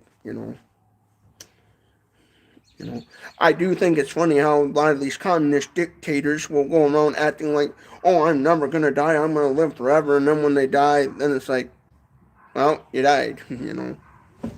That's that's what gets me is a lot of these communist dictators will act like, I'll live forever. I'll live forever. Well, no, you won't, because you will die one day. They always do. Look at what happened to Hitler. Even though Hitler escaped to Argentina, he still died. And look at Stalin's and stuff. Look at Benito Mussolini, the Italian dictator. Look at what happened to him. Look at what happened to Fidel Castro. Where is he? Dead. Muhammad, the so-called Islamic prophet Muhammad, Where's Muhammad at? Dead. The only one that's still alive is Jesus Christ of Nazareth. Tell us some stories about the old days. Oh, you mean the days when I had to set for 9 hours waiting for dial-up internet to load and had to listen to them noises?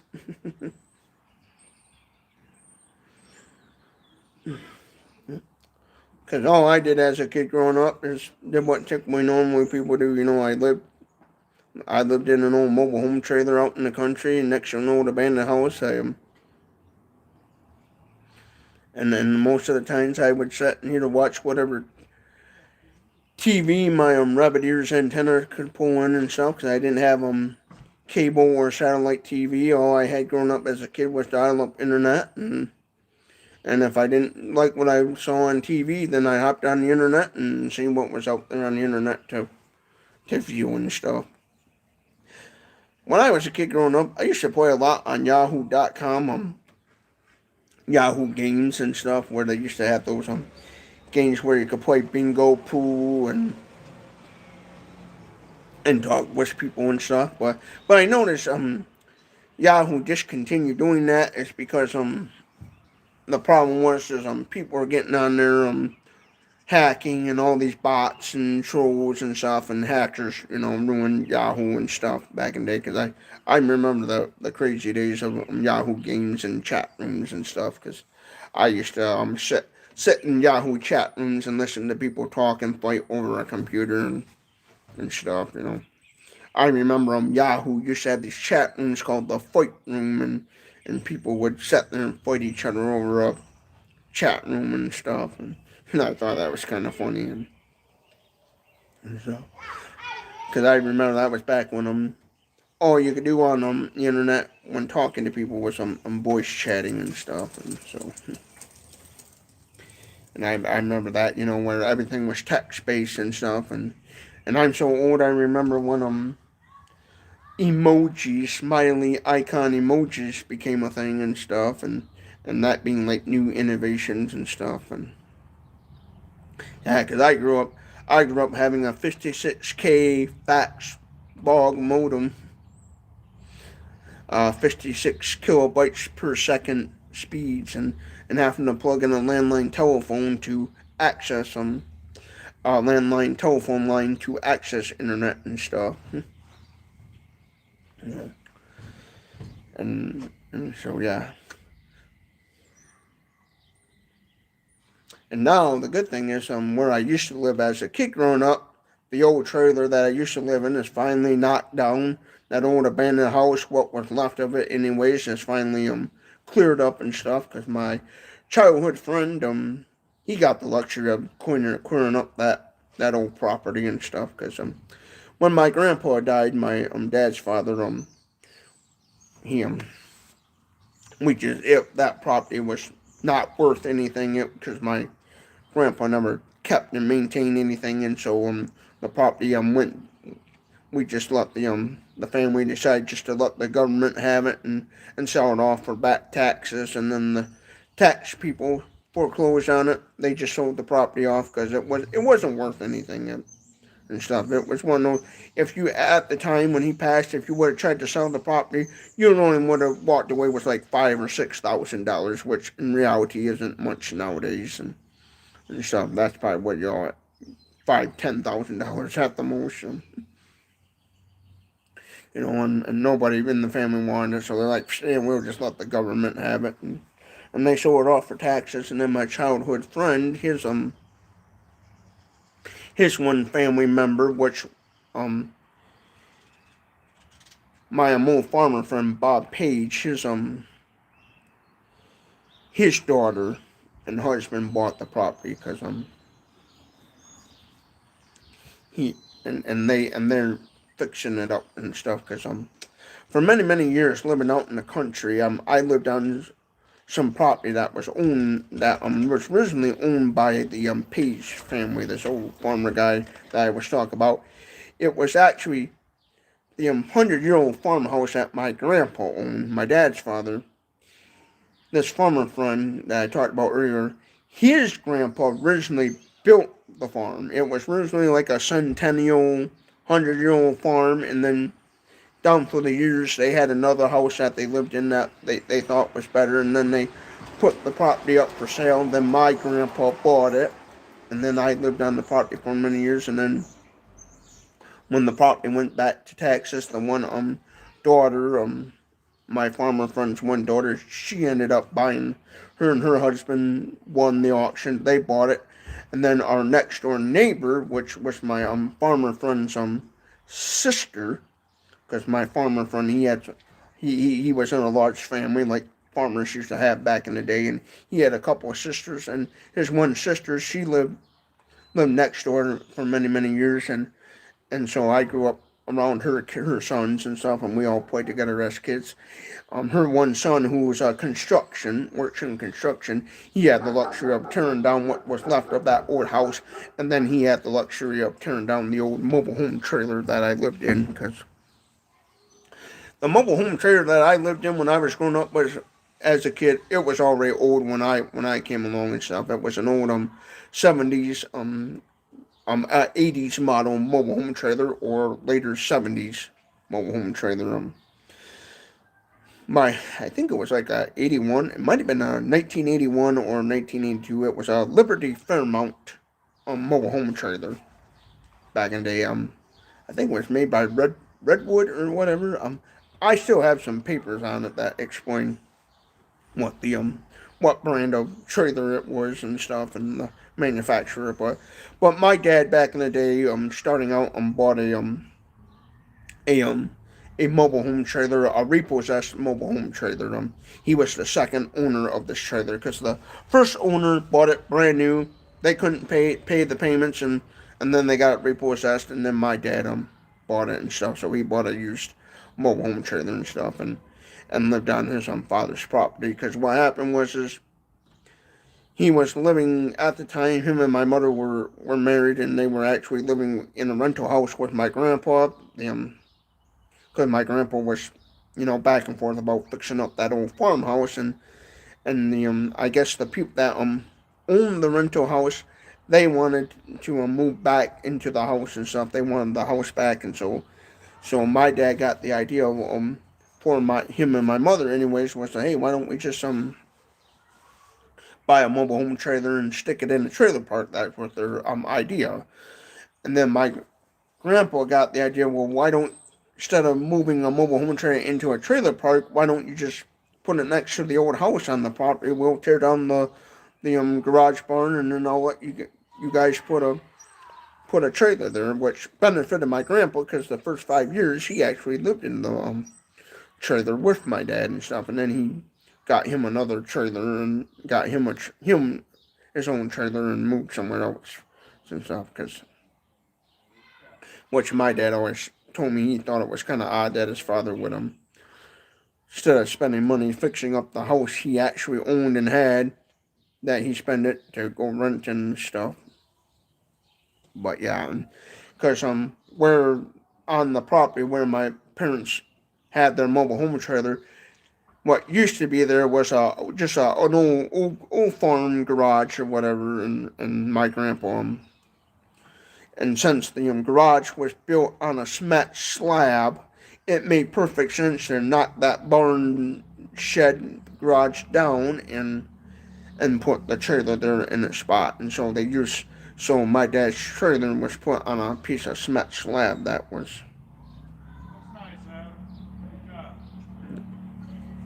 cement slab. So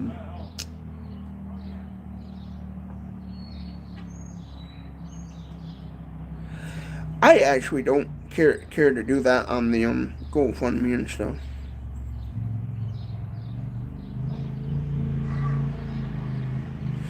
I don't. As far as somebody's question here, what is your opinion on starting a GoFundMe with the sole purpose of using the accumulated funds for building your bigger food pantry idea and using that project as a diverse content for your page? When it comes to GoFundMe, I actually don't care to do that. I mentioned before the reason why and stuff is because I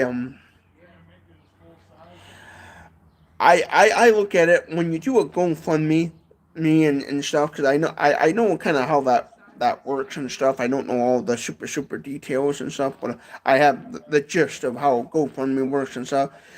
What you do is, usually on those, you create a page. You say, hey, I'm asking for X amount of dollars, and your goal is to try to raise up, a certain amount of money, and that's only a one-time payment. Whereas what I'm trying to do is, I'm trying to through the ad revenues of the videos, so that way in return I will still have money. Once I reach my goal, I'll have more money coming in to be able to more fund the pantry after I already make the shed structure, certain stuff. Where versus as GoFundMe, it's only a one-time payment. Where let's say I make a GoFundMe asking for $5,000-$6,000, what will happen is that's just a one-time payment. Where if I wanted to continue to fund the pantry, I would have to simply have to make another GoFundMe to keep supplement comes yeah, and stuff. Yeah. Oh, he's just scared to be on live stream. Yeah. Oh, just my brother walking out the door. But yeah. Well, that's all. How it how it is. What's GoFundMe is. It's just a one time payment thing, and I don't think it's would be the best thing to do for my situation and stuff. And plus, I don't know a whole lot about how the whole GoFundMe works. I know they take a little bit of the money and stuff, and I just don't feel like that's the right route to go. And plus, I want to do it through the ad revenue because it's free. Nobody's got to donate any money to it. All they got to do is watch the video, watch the advertisement, and then share that video and get their friends to watch the video and advertisement. And I think that's a better route to go because then it's basically free money. Whereas GoFundMe, people got to donate their hard-earned money, and there's a lot of people out there that will give and donate when they really don't have the actual means to be giving and stuff. And I don't feel right about that. I already kind of do that a little bit with my pantry and stuff. I kind of give when I really probably shouldn't, but I do anyway. And I don't feel like that would be right and stuff. That's just my personal beliefs and stuff. I do know the whole YouTube ad thingy is kind of broken and stuff, and so on. So that be a little trick. That can be can be a little tricky to raise the money up, but I'm gonna still try to do it that way anyways. But that's what I'm trying to do. It's just through the ads that the ad revenue I make off the those videos, it goes right back into that little pantry and stuff to try to raise that. Now I'm not making a whole lot of money in general on my YouTube channel and stuff, so. But hopefully someday I'll have enough money where that will be a possibility to put a nicer shed there and stuff. Because once I get the funding to do that, then it's just going to be simply looking at my local building codes and zoning laws and making sure that that's okay to do and stuff. And I do apologize for not looking directly at the camera, and I'm looking at my screen and stuff because I'm also reading the comments and talking at the same time. So I do apologize for that. But yeah, hope that kind of clears up what getting at and stuff. But yeah, that's why I'm doing it the way I'm doing it, because it's at the end of the day, it's free for everyone, including me and stuff. So yeah. That's why not. Your views on it. How many donuts can you stack on it? That's a troll. Hello from St. Helens, Oregon. Love your content, Boom. I hope you have a great week. My question is, what are you going to do to celebrate your first awesome stream? Not very much. Just sit here and talk to y'all and swat the mosquitoes. Because I guess they're paying me a visit. I do got BO, so I don't blame them. They most likely might be old. Who are your favorite YouTubers? Uh, one of one of my favorite YouTubers that's pretty well known on YouTube is a guy called the GIV, German in Venice. I like watching his videos and stuff, watching. And he lives out in California and stuff, so I watch the GIV. I also watch an older couple that would be around my parents' age called Live Simple, Live Free, Bill and Elizabeth. I like watching their channel as well. They're kind of like they got over 100,000 subscribers and stuff, and they're a good Christian couple that I like to watch on YouTube and stuff. Bill and Elizabeth from Live Simple, Live Free, and then the German in Venice, GIV. I like watching him and stuff. I like watching some off-gritter people and stuff, like a guy called Corporal's Corner. I like watching him, and there's quite a few YouTubers I watch and stuff, and I'm trying to think of the ones that are pretty well known that I watch and stuff. I a little bit watch that Good Mythical Morning. I don't know if anybody's ever seen that. I watch that quite a bit. That Good Mythical Morning, and then also that a little bit like that How Ridiculous, YouTube channel of those Australia Aussie guys dropping things from a tower and different things. I watch that quite a bit. Yeah.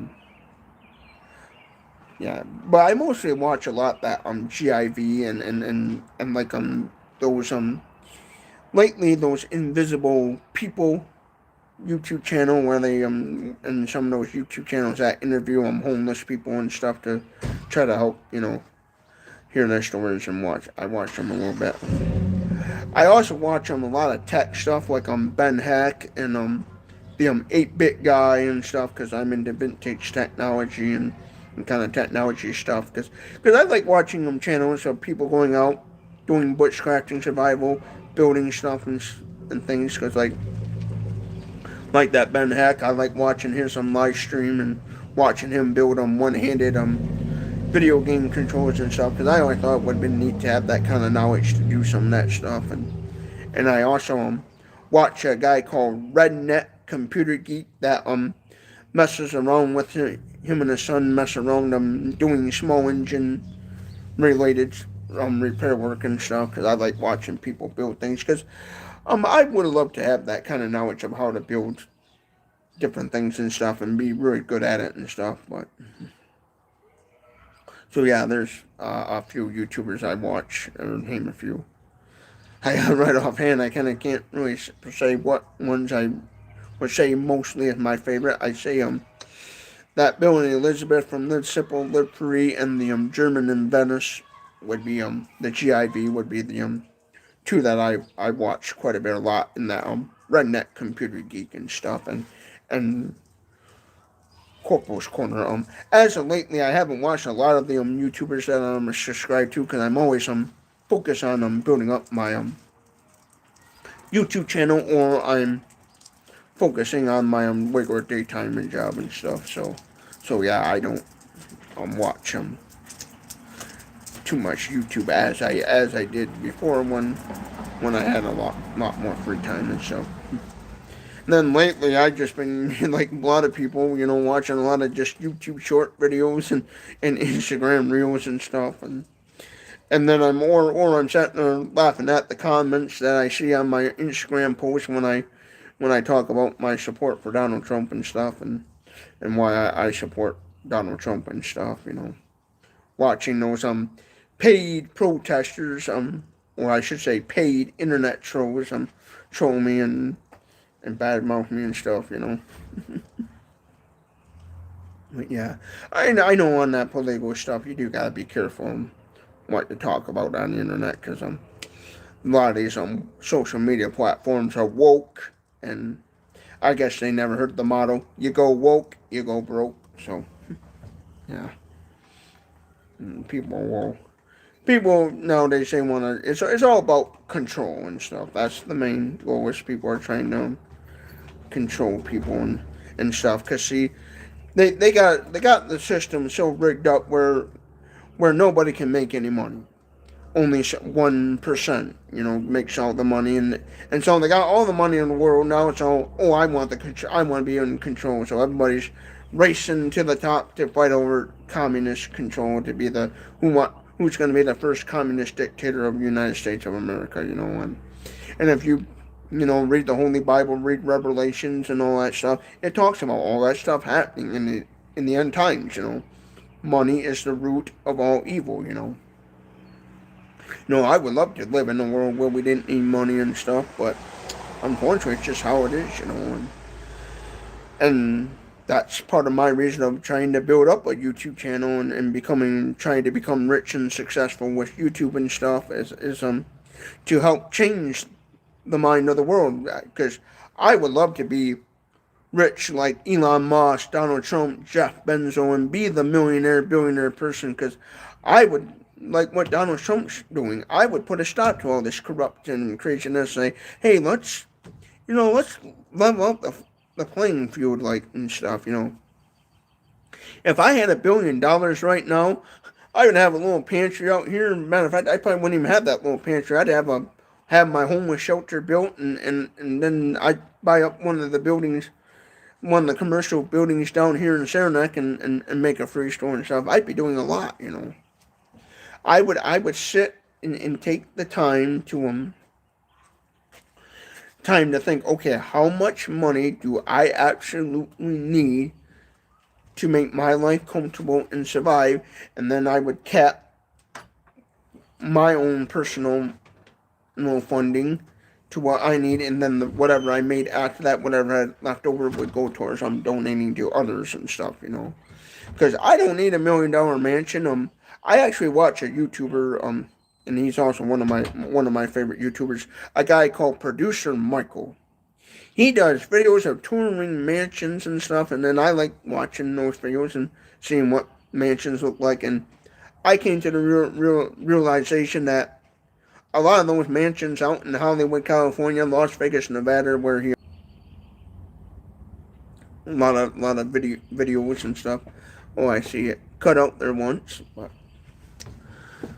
but yeah, that Producer Michael, she's done videos of touring mansions that are for sale on the market and stuff, on the real estate market, and a lot of them are big giant glass houses, and when I see the way they look, I'm like, that's dumb, I wouldn't want that. Me, when I make millions and billions, I'm going out and I'm buying me a big old spot of wood and land, a big old, nice, maybe 100 acres or whatever, nice big spots of land where I have abundance of wood, and I'm building me a little 2-bedroom house. And that 2-bedroom house, I'm going to have a wood stove for heating and cooking, and it's going to be, off the grid and stuff, I'm not going to hog my wealth, and that's what I would try to do in this world, becoming a billionaire, is change the hearts and minds of people and encourage other wealthy people in the country to say, hey, stop hogging all your billions of dollars and, share it with people and stuff,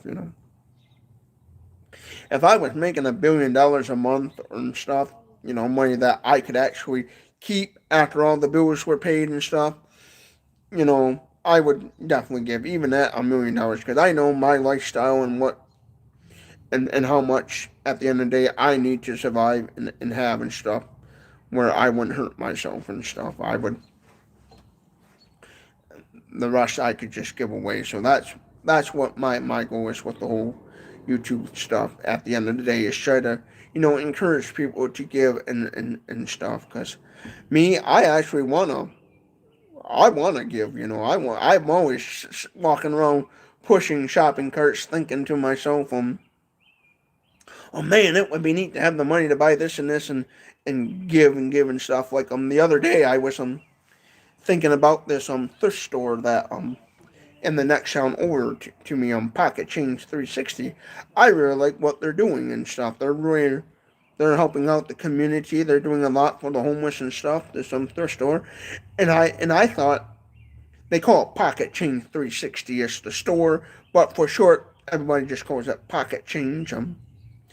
The reason why they couldn't use the name Pocket Change for their store, because the name was already legally taken, so they just added the 360 to it to be able to use the name Pocket Change and stuff for legal reasons and stuff, business legal reason. But there are a secondhand store in the next town over to me called Ionia, in the town of Ionia, Michigan. So if you're ever in Michigan and you travel through Ionia, stop at their store and check it out. They're a secondhand thrift store, and what they do a lot of times is they'll have homeless coming in saying, "Hey, I'm homeless. I need a tent or I need clothes or whatever," and they're always willing to give. They're always giving tents to the homeless. They actually have. I think their policy is when they get tents, they don't sell tents. They actually save the tents and give them to the homeless in need and stuff. And they're always saying, "Hey, if you're somebody starting a job interview, you ain't got no money, come on in and we'll hook you up with a set of clothes and stuff and help you look nice for a job interview and stuff." And they're one of those secondhand thrift stores that are not just about money, money, money. They're truly about helping the community and stuff, and that's why I like doing a lot of support to them.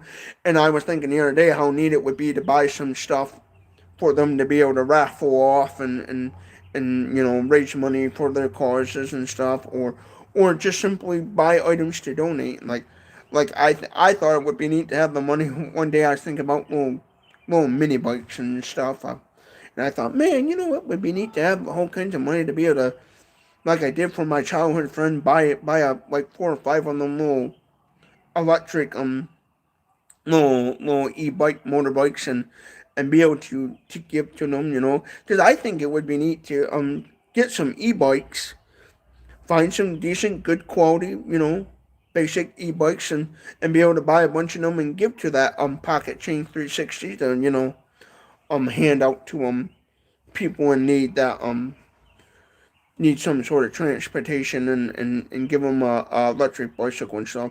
Because if I had the money, I would not only give them a electric bicycle, but I'd also give them a solar panel and a solar power station to go with it, so they can charge up the e-bike and stuff. So they would have a way to charge it up if they're homeless and stuff, so they could get around and stuff, and even buy a little bicycle trailer and stuff for them to be able to cart their stuff around and the chargers and all that.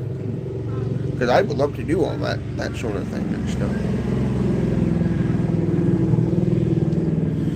But, I don't have the money to do that stuff right now. But, I'd love to do it. Because I'm always sitting there thinking to myself, that would be so cool to do. And even giveaways and stuff, I'm always thinking about, man, it would be cool to do this kind of giveaway and stuff. Because, like, the other day I was goofing around looking at Amazon, and it recommended me raffle tickets for some reason. And I was looking at Amazon, and I thought, you know what, that would be cool to be able to win.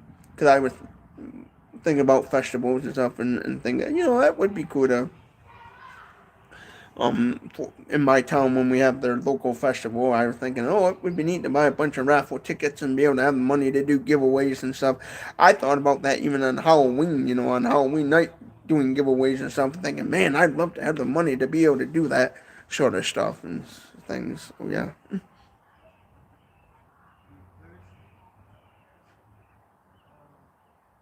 How many beers can you drink in one sitting?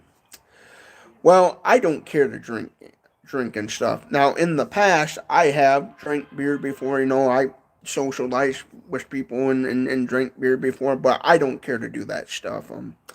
What would happen with me is when I would drink beer stuff is I'd be at the end of the day I'd go home, and then I'd start thinking about, after drinking, I'd start thinking about the people from my past and stuff that were alcoholics, and think about how their life turned out, and I made the decision I'm not going to do that stuff because I don't want to end up like them. I'd rather be sober and stuff. And even when I did drink alcohol, I wasn't drinking like 9 million beers, like some people stuff. I wasn't doing all these crazy shots and stuff. When, I would only, I'd at the most only drink one Pat Brew ribbon or 2 Pat Brew ribbons. This one place that I used to like to go do karaoke at, I would just to kind of kind of fit in. I would have two glass bottles of Pat Blue Ribbon because they served most drinks in bottles and cans and stuff, but I don't care to drink now. My mom's father, my grandpa Meyer, the one that I was talking about earlier, that was in Korea, he had a drinking problem. He was one of them old timers that one become two, two become three, three becomes four, and the next thing you know, he was super super drunk, and then he'd come home and get into fights with my grandmother and stuff, and of course.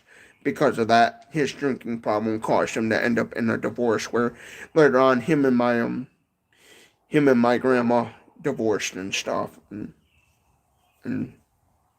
and he always called it back then when I'd ask him, like, hey, about the past and stuff, like what was it like being married to grandma and stuff, and different things, and he always called, oh, back then I was just a fool, Justin, because he was one of them old timers that he did stupid stuff when he was young, and then when he got older, he wised up and stuff. After I think what helped him in this situation was his mother, his second wife, Mary Lou, his second wife, because he got remarried after he divorced my grandma, my biological grandma. After he divorced her, he remarried, and his second wife, she was one of those. She taught him, hey, you don't be a heavy drinker and stuff, and got him to cut down. Now, did he still drink? Oh, absolutely, but he wasn't um as alcoholic as he was, in his younger days.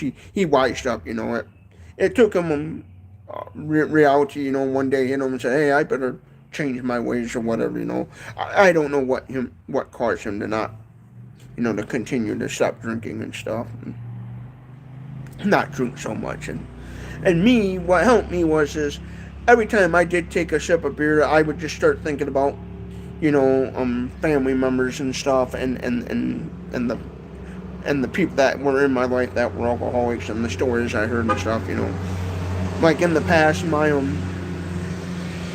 dad, when he was a teenager, him and his buddies, they were the drinkers and go out drinking, driving, and I would hear the stories and stuff. Actually, my dad's friends, their father was an alcoholic because, well, they had my dad's friends, they had a uncle and their father were both in the army. They were in World War II, and so they became alcoholics. I think because of the war and stuff. That's usually what happens with a lot of soldiers after they get out of the war. They turn to drinking and becoming an alcoholic. And my dad told me the story that his friends years ago, their father died in a car wreck due to alcoholism. He was drinking and driving, from my understanding, from my understanding was he was drinking and driving and got in a wreck and killed himself. And so I always heard those stories, and my dad telling me his own personal experiences. Well, him and his friends, that's what they used to do, was sit around the table, when my dad go visit them, talking about those days and stuff, like old people do, talking about the good old days, as they call it. And my dad, he didn't like he stopped that stuff, he wised up. Years ago, my mother was the type of person, she wasn't gonna be with no alcoholic or drunker or anything. And so my dad, one time my mother years ago gave when they were dating, boyfriend and girlfriend, my mom one time gave my dad the ultimatum.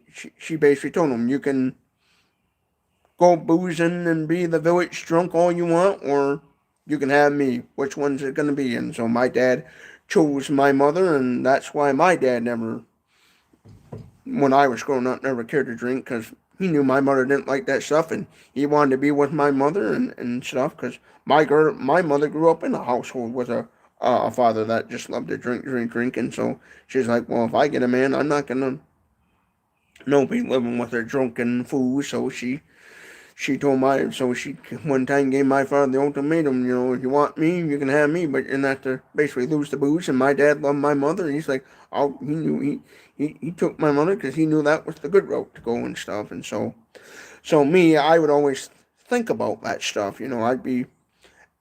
I'd sit there and think about it. I'd be like, looking at the bottom like, do I really wanna be doing this? And I start thinking about how people's lives turned out and stuff. The ones that in my life that continued down the path of drinking and drinking and drinking and didn't give up alcohol and stuff, and I made the decision, what, I'm not gonna do that stuff. So I stay away from it. And in case you're wondering how many beers can I drink, I'm one of those people. I know for a fact because, well, I drink a lot of soda pop.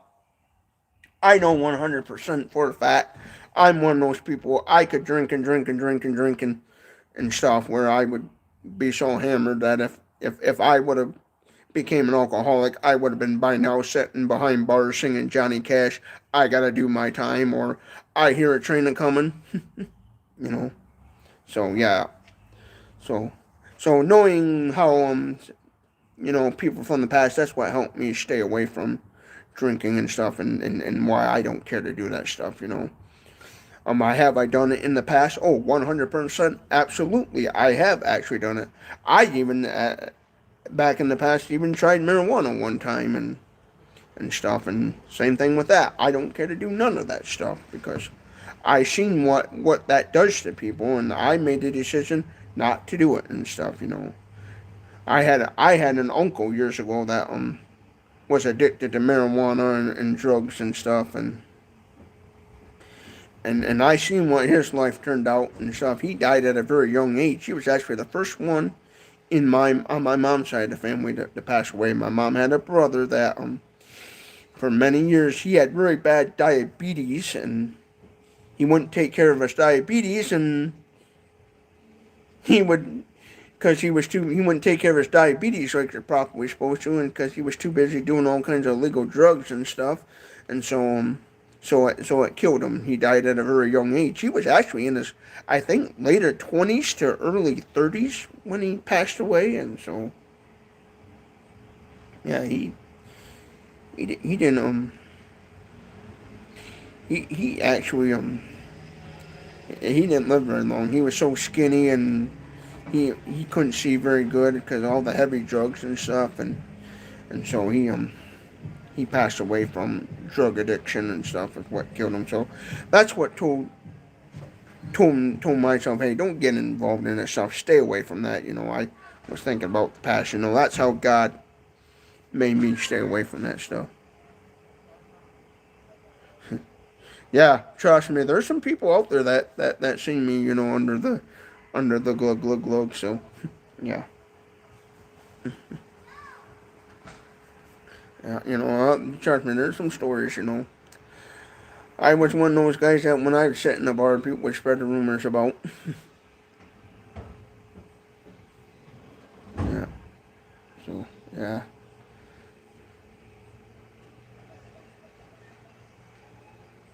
Rose, a master talker, anything. Let's see. Anything done wrong the job with, site with this guy. Yeah, nothing would get done. Yeah, I love to talk. That's one thing I gotta be careful of is I can talk your ear off. Actually, I've been talking for over 2 hours now. Boy, if you get paid $1 million a day to run your mouth, I'd be good at that. I get that habit because I had a family members that used to do that stuff. They'd run their mouth all the time, spread the gossip, get their old tongues a waggling. How long you talk about one thing? Yeah. Yeah, I bounce around a lot doing that. Like, I'll be trying to, like, when I do those talk videos, I'll think to myself, okay, I'm only going to talk about this topic, and then I discovered I rambled off and talked about something else and stuff. I do that a lot. I've done that ever since I was a kid. But, so yeah, but as far as the, comment about alcohol, what I can drink, trust me, I could drink a ton. I could probably sit there and drink one kegger in a whole set and then pooch my liver. But I don't do that. I don't care to drink. So yeah, if you wonder what I like to drink a lot, Fago Moon Mist, Mellow Yellow, Mountain Dew, that's what I like to do and stuff. And long story short about the whole drink thing, the reason why I don't do that stuff or marijuana or anything of that, it's just because I seen what happens at the end of the day to people that continue to do that stuff. It just breaks people's hearts, ruins lives, families, and stuff. And my parents knew all that stuff. That's why they always say don't get involved in that stuff.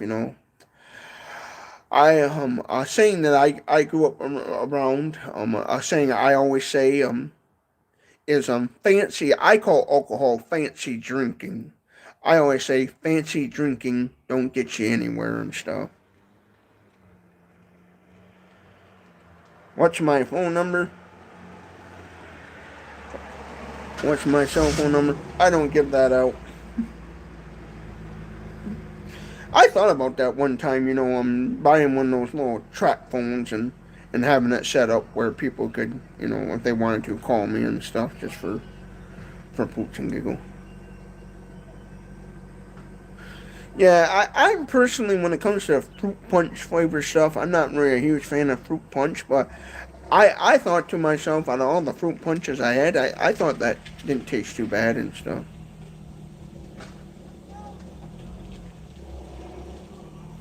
I actually don't drive a truck. I actually drive a four-door Ford Fusion.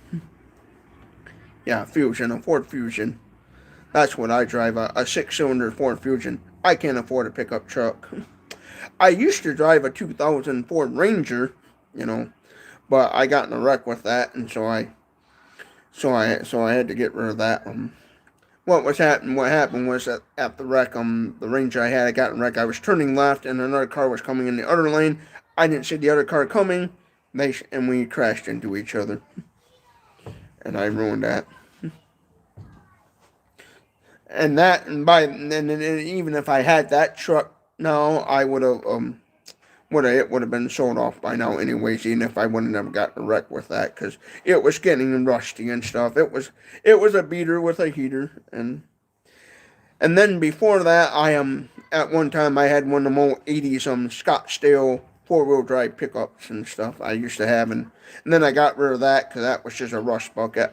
I actually sold that on the Craigslist to a guy that just bought it off of me for parts and stuff, because that was a old wood hauler rust bucket I bought, and at the time my father was alive and he had the Ranger pickup, and he didn't want to, he felt like we didn't need two trucks around, and so he kind of, in a way, kind of talked me into like, yeah, I just sell that and get rid of it, because at the time I really didn't have any money to be affording a vehicle and stuff, and so he kind of told me, oh, you should just sell it and get rid of it. So I did, and ended up selling it to some random guy on the internet, as parts and stuff. So, and that was one of the old square box '80s pickups that were real popular.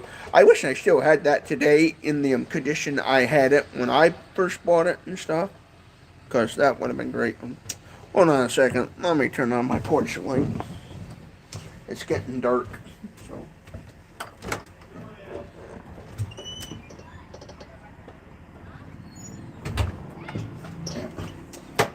Yeah, and I know what my brother's going to do too. He's going to... Oh yeah, let's see here. What time is it? Yeah, it's 8:01 p.m. right now where I'm at. And right now, days are getting lighter out, so around this time it's at 8, it's getting dark out, so I know what my brother will do. He'll flicker with the lights and try to play the old, hey, power went out kind of trick and stuff, so yeah. But yeah, I used to have an old '80s pickup and stuff. I thought about in the near future, when I make enough money off YouTube and stuff where I could afford it, I would buy another old junk an old beater with the heater, old what they call wood hauler pickup truck and stuff to beat around them. Let's see here, how many vehicles have I totaled? Yeah. Actually, I only wrecked a total of one, the Ranger pickup, and yeah, well, when I first started driving, when I first got my license, I hit a pothole with my dad's car, and I went off the road and totaled that. When I was a when I was first starting out driving, I totaled that, and then the Ranger pickup, and then the Ranger pickup. So that one, and then what happened was is then I had another car that the something malfunctioned on it, where the acceleration pedal malfunctioned on it. Where well, what happened was is I think the rubber mat I had somehow got caught up on the acceleration pedal, where it was causing the car to accelerate at high speeds, and I had to use the emergency brake, the whoa, I guess call it the whoa shit brake there, the hand brake, and try to get the car to stop. And there was a person behind me that was tailgating me, and they rear-ended me and stuff. And so I ended up actually I ended up getting in a wreck with that car, and had to fix it. And then I got it fixed. And then the freaky thing happened is, in the wintertime on icy roads, that same car, I got in a wreck because I slid on icy roads and I smacked into somebody. So I'm going to say a total of 3 cars I totaled and stuff. And all that was times made me mad, because I was at those times, I was at the point where I couldn't even afford, hardly a vehicle, where I was taking what little pennies I could to buy another beater with a heater and stuff. And well, right now, in the situation I'm in right now, where the car I got right now, if I get in a wreck with that, I'm screwed. So yeah, and so where I'll be scraping up what little $300 I got. Yeah, I know what you're doing. Yeah, picture. I'd have the little 300. Yeah, I knew he was gonna do that. Yeah, flicking with the white switch. But yeah, I'm at the point where if my car breaks down, I would have to I would I would have to take what little bit of pocket change I got in my bank account right now, which is $300, and try to get another one. That's why I'm trying really hard to build up this YouTube channel as much as I can, because my current job I have right now, I have to use most of the money to pay the house payment and stuff. So yeah, and I had to, and and that's why I have the car I have now, because the previous car I slid on ice, and well, the other car I had before this one, I had to get rid of it because it was just too rusty, and plus I ended up saving up for a better vehicle, and I couldn't afford 2 vehicles, so I got rid of the other rust bucket. But before that, the one car I had, which was a Buick Lucerne, what really totaled that was I slid on ice, smacked into somebody, and crashed into them. Unfortunately, you know what happens in the winter. That's just how it goes. And so I totaled that car. And I was driving really, really slow for the conditions, but that patch of ice caught me off guard, and boom. Yeah, and so I ended up, if I was some rich and loaded with money in the near future, and those people that I got involved in the wrecks that was actually my fault, I would love to get in touch with them, and be able to be rich and buy them a nice vehicle and say, hey, remember me, the guy that smacked into your car? And they say, yeah. Well, guess what? Here's a brand new vehicle for you, for as apologies for what I done and stuff, if I could. And somebody put, are you a Trump supporter? You go back and watch this YouTube video, you're gonna find out that I'm 100% a Trump supporter, and I don't care who knows. Because I like Donald Trump, so that answers your question. You sound nothing like Boomhauer. Oh, I don't sound nothing like Boomhauer. I'll tell you what, man. I can sound like Boomhauer. Say nothing, and that's what you want me to do. I can act like that old Boomhauer from King of the Hill. I'll tell you what, Angle Man. I'll tell you what. I used to do that. I used to.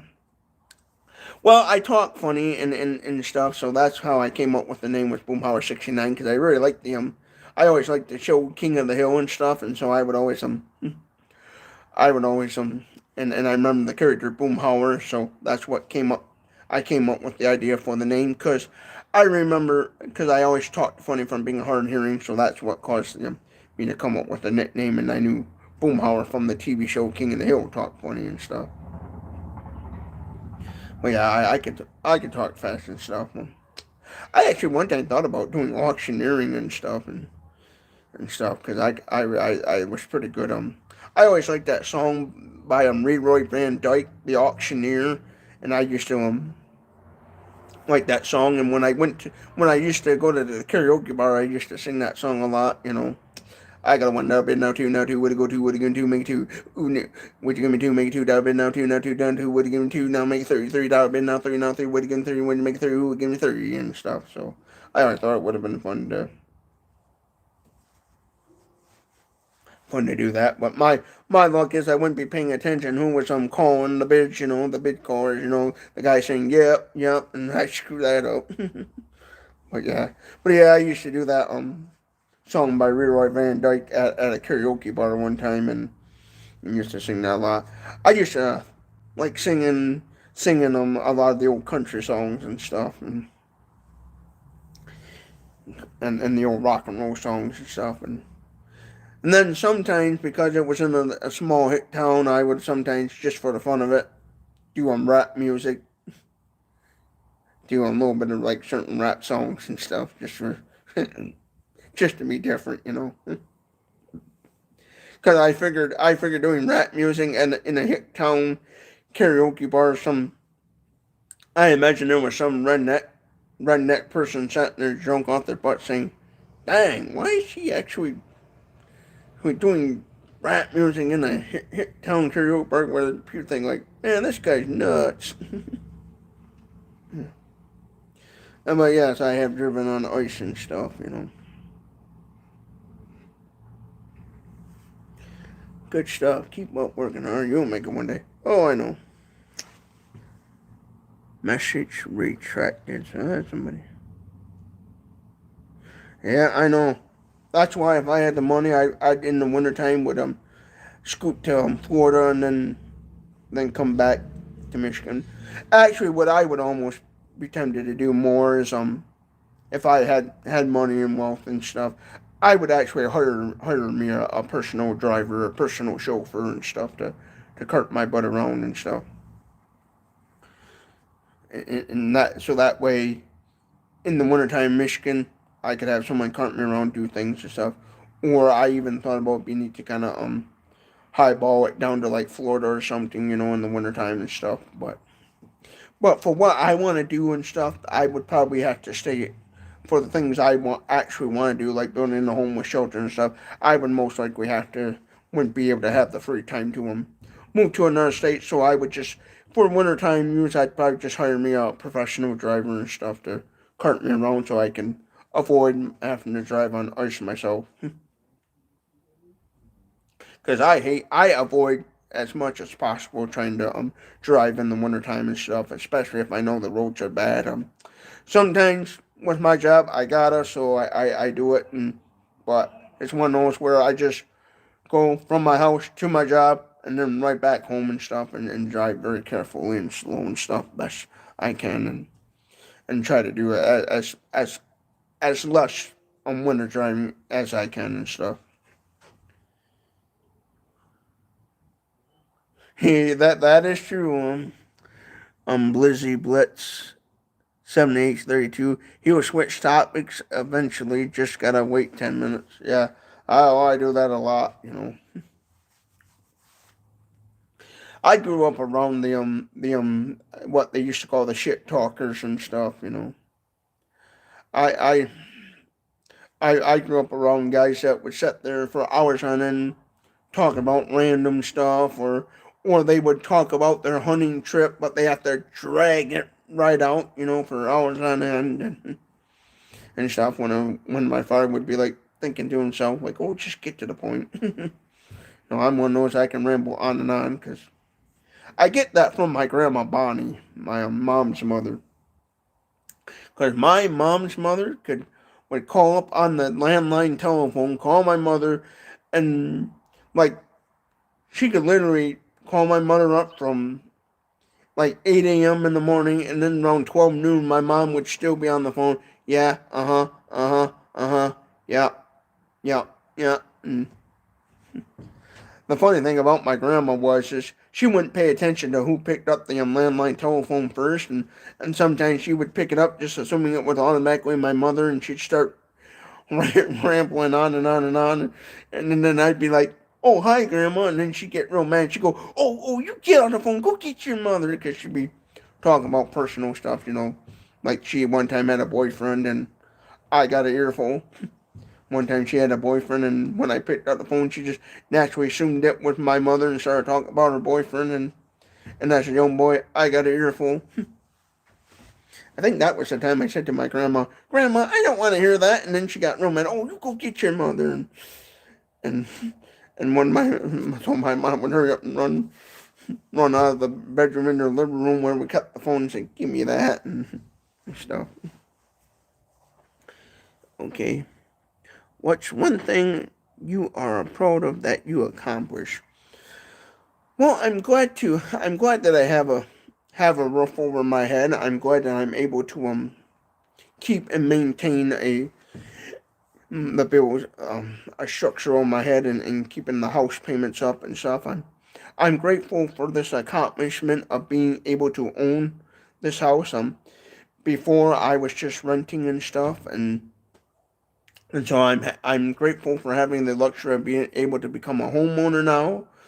Stuff because even when I lived out in the country, technically my father, he didn't own the property. His father owned the property. My grandpa owned the property, and my dad owned the mobile home trailer that we lived in. And so we just kind of basically rented on my grandpa's property and stuff.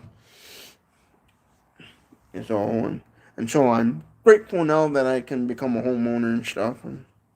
And I'm grateful for the accomplishments and how far I have came on YouTube and stuff. How far I have come on YouTube and stuff. Haha, he said come. Did you get that? Yeah, I love making people laugh and stuff. I don't do a whole lot of jokes on here because the way, everybody's trying to silence people with some free speech and stuff, and oh, you shouldn't say this, you shouldn't say that, because the 1% woke is trying to silence people and ruin comedy. Because I actually thought that would also been a good career and stuff. Bless you, our Boomhauer69. I've enjoyed watching you grow. Also, you're a great comedian. Yeah, I had a school teacher that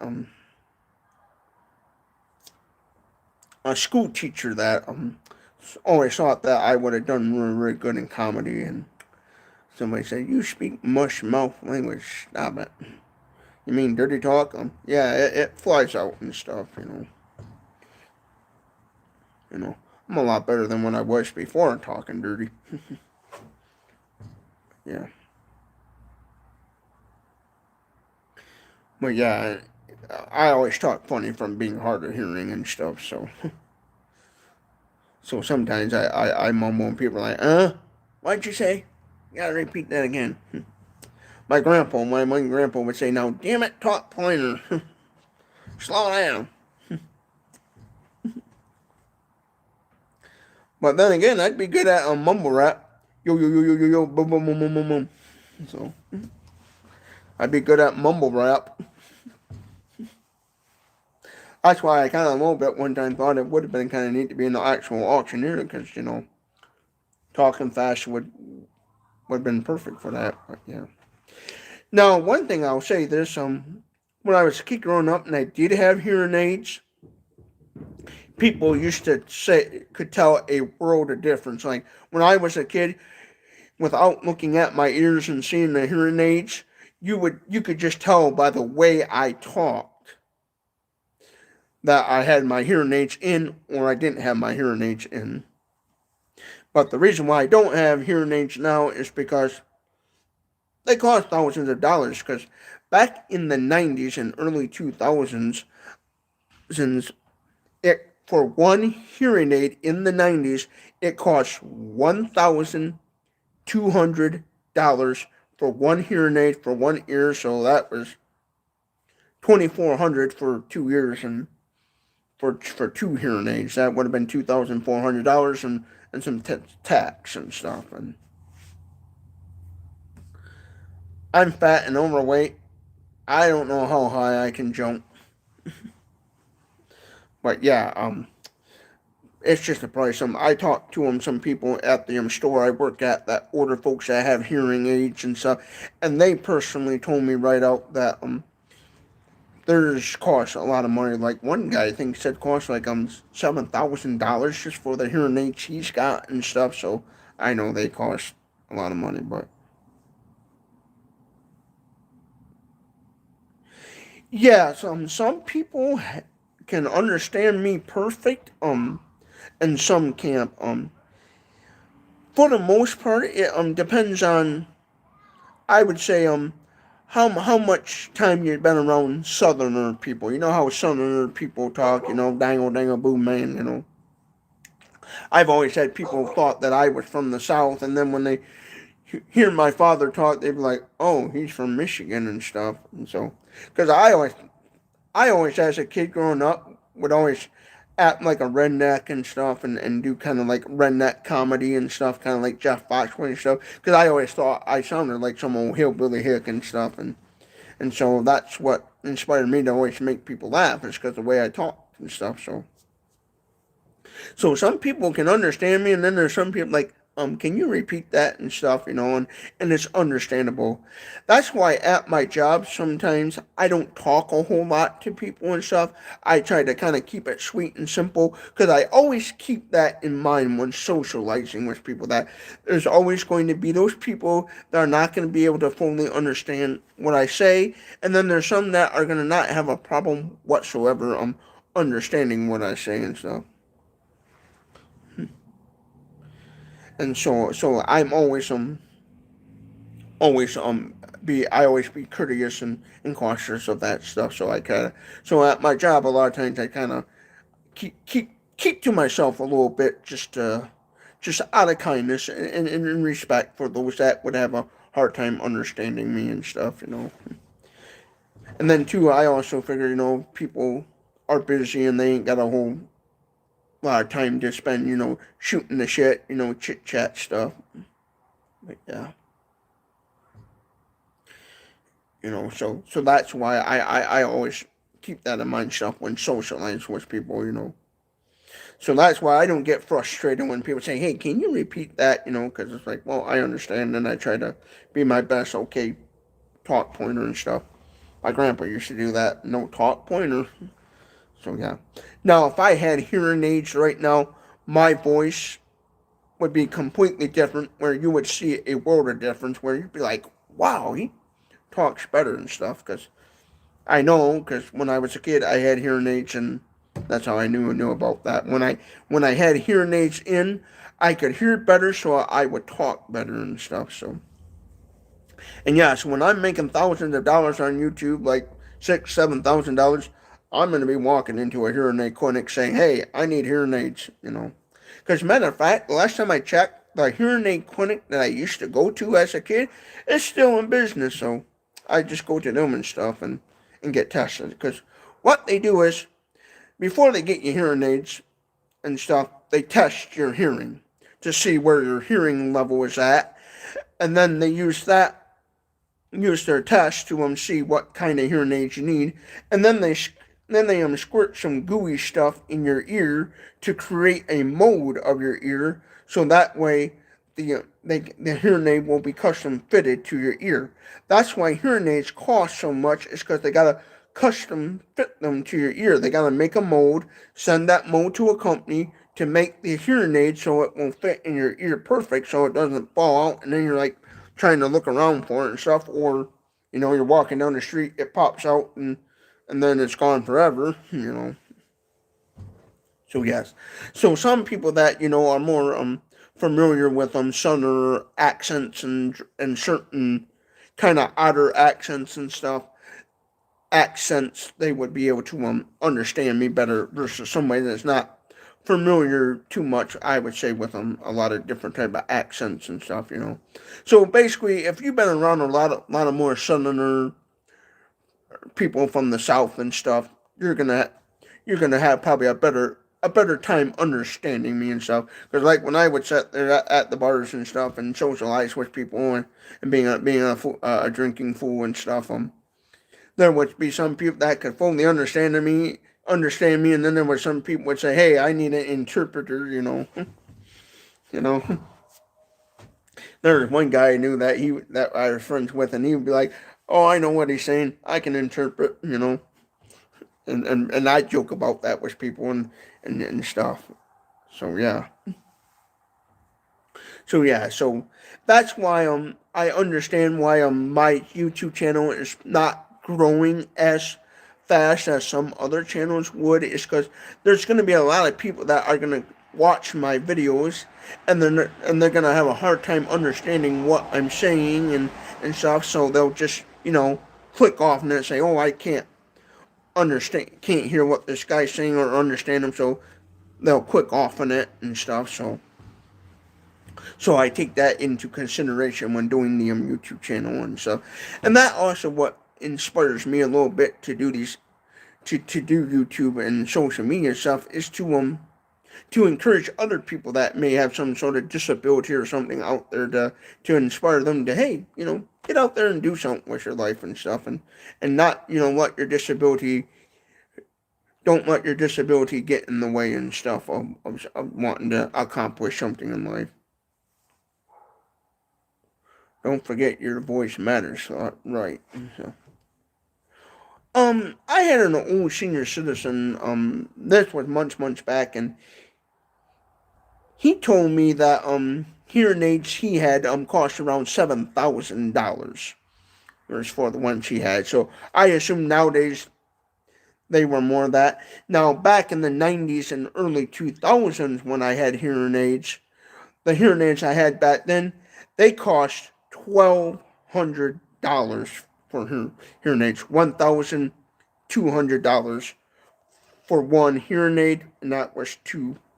For two hearing aids, it cost around $2,000 and whatever tax rounded up to $3,000 back then. So if you know how to adjust that for nowadays inflation and stuff, then I would suggest do that.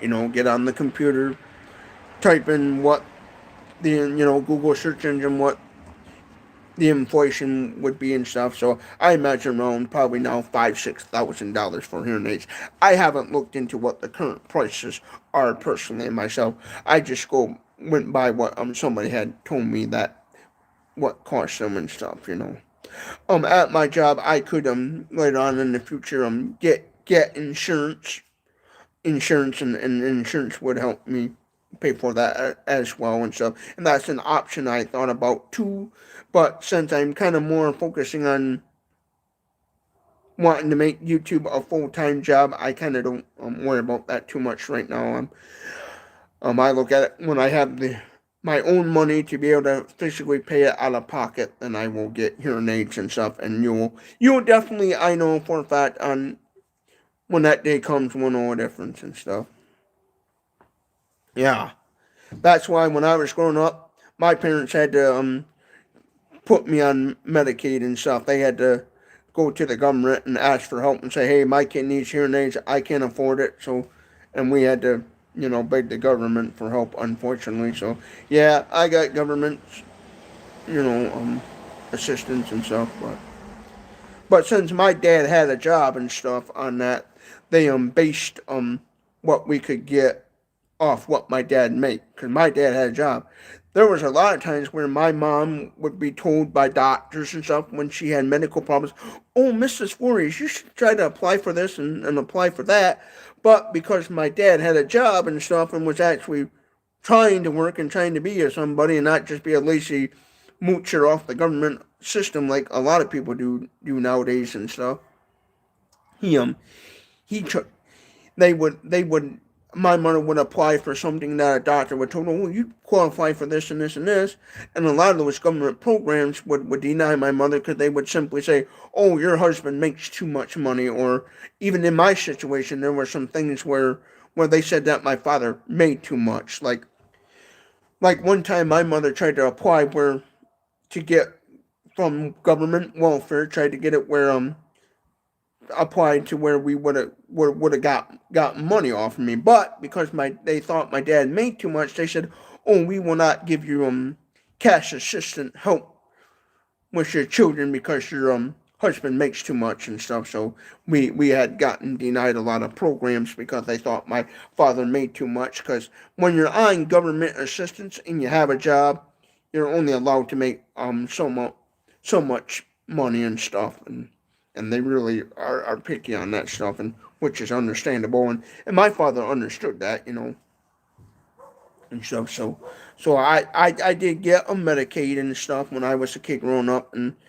that's how I had gotten hearing aids and stuff. And then now, if I wanted that stuff, I'd have to pay for it out of pocket or get a health insurance to help me on that stuff. Yeah. Yep. Crazy. But that's how healthcare is in this world. Yeah. Look at what time it is. Oh, so boy, it feels like it's getting later out than what it actually is. Only 8:28 and stuff. But since it's a nice day, I thought I'd sit on my old rickety old porch and do a live stream video and stuff. And I'll probably do more of these even later on and stuff. When I feel like doing it and stuff. I don't force myself to make YouTube videos and stuff. Or do a whole, you gotta do a live stream, you gotta do this, because I don't want to burn myself out. That's the problem. Is a lot of content creators burn themselves out and stuff. So I try to, you know, when doing doing YouTube, is only do it when I know I have a video that would be worth making and stuff, and that would seem pretty good, because I don't want to just be one of those content creators that just throws a bunch of junk out there and stuff. Since I really I don't have a whole lot of money to be doing a whole kind of bunch of product reviews and a bunch of different things. I a lot of times just make them little shorts about my the little pantry and stuff to try to help generate income and stuff. So I try to do a lot of those and stuff, because I know doing those little shorts, showing what's in the pantry, helps out a lot of people in my community that are in need and stuff. Because I have all the time in the past people saying, "Hey, I think it's wonderful that you do those videos, because I get to see what's in there before I come out and different things and stuff." And so yeah, but yeah, as time goes on and I make more money with YouTube and stuff, there's going to be more contents and different things out there and stuff. Where when I feel like, hey, I have the money, I can do this, it's not going to bankrupt me, I'm going to do some things. Like, there's a car museum that I went to one time that I'd like to revisit and try to figure out how to film and stuff, and get different shots and angles and stuff. That does antique cars. Because in Michigan, we have this car museum called the Gilmore Car Museum. And it was started by a guy who just loved collecting cars. And he was a guy that had money and decided, you know what? I'm going to open up my car collection to the public to see. And so this guy just took these old antique barns, filled them up with cars, and charged people to see his car collection. And then down for the years, it just became a big museum that's really well known in Michigan, called the Gilmore Car Museum and stuff. That's I think about maybe 20, 30 miles away, maybe 40 miles at the most away from me. And I went there one time. Matter of fact, I don't know if you can see it or not, but on my Facebook page, I when I went there a long time ago, I took pictures and shared them on social media, and I'd like to revisit that again and walk around and do a video of that and stuff. And I know, again, coming up, the Lowell Expo is coming up in my town. That they have that on every fourth Saturday of March, which on March 28th they're gonna do that again. And I may try to go there. I do gotta work on Saturdays, and so I may not be able to go to the Lowell Expo, but I thought about maybe trying to go there and film the expo and stuff and try to do that again. The last time I did the little expo, I was pretty nervous about filming, and so I didn't think it turned out that great. But I filmed what I did just for the community of Lowell to see and stuff, because I'm part of that town's has a Facebook group called the Lowell Community Chatter, and I shared what I did taking stuff, and I think this time around I'll be a little more confident in filming and stuff, and I'm gonna try to my best at filming that again and keep practicing until I, get good at that stuff. Because, if you don't try, you're not going to get anywhere. Practice makes perfect. And train myself not to be afraid to film out in public and just do it. And when I have those incidents that come up where people are asking, hey, you can't film or whatever, be polite and respectful. That actually happened to me at the Woodland Mall in Grand Rapids. I was actually inside the mall, was going to film the mall and make a video about the Woodland Mall, but the mall security guy told me right out nicely, "Oh, sorry, we can't have you filming in the mall, private property, yada yada." And I was like, "Oh, that's fine," and so I stopped and then upload the video and stuff. Algorithm is wild. Yeah, I bet. Your algorithm gave you something humble. And you should do more of these. I love this. Yeah, I will. Stick around for the Vibes Con. Yeah, I'll stick around a little bit longer until I freeze my butt off out here, because it's springtime here in Michigan, where during the day it's getting warm, and then during the day and then at night it gets down cool again, where today it was in the 60s, which was good, and then it will drop down to like probably the 40s and maybe higher 30s. I don't know. The other day when you said I was the biggest you had in you, did you?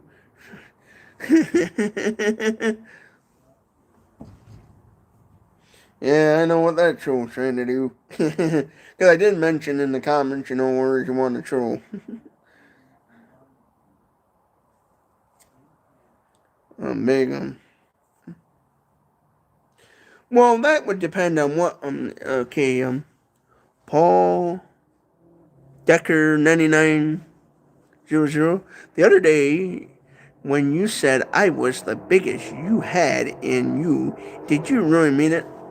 What unit measurements are you using? Are you using the American Standard Units of Measurements, SAE, or are you talking the metric system?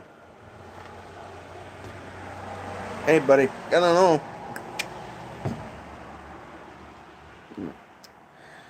By the way, I love making people laugh. I was that kid that was always getting picked on and was getting picked on a lot, growing up, so I always used to say one of my favorite quotes that I made up that I always say, trolls make you famous. So I don't mind answering the trolls, but really meant it, I will say this: you can go ask your mother, because I bet she could tell you. Okay, don't you remember your mommy was watching? She was the one that said, "Hey, afterwards, you want a fruit snack?"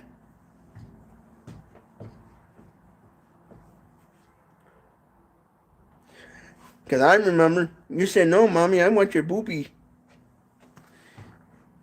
Me want milky milk." And first of all, I don't care what people say, and I'm going to tell you straight up, I'm straight.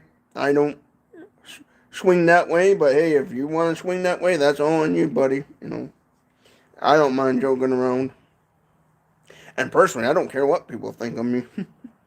When somebody says, "Oh, he's a homosexual gay person," hey, if that's what you want to think, be my guest. I don't care what people think. I'm just that straight white male that's overweight, fat, ugly, can't get a woman. So, when he does go on dates, it's with Molly Palmer. You know, Molly, Sally Palmer, the twins. That come in real handy. Yeah. Yeah, I love making people laugh. The problem with me is when it comes to comedy, oh, do I love telling dirty jokes. Oh, that's the issue with me is I love telling dirty jokes and stuff. I get that from my mom's father, my grandpa Murray, because he'd tell dirty jokes and stuff. he loved making people laugh and telling dirty jokes, you know. So I picked up his habit, you know.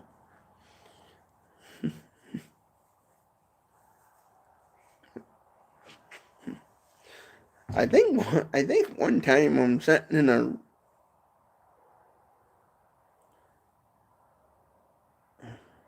well, he used to. My grandpa was one of those guys. He would sit at the being at a restaurant or somewhere at a dinner table, and he was a chain smoker, so he had dentures.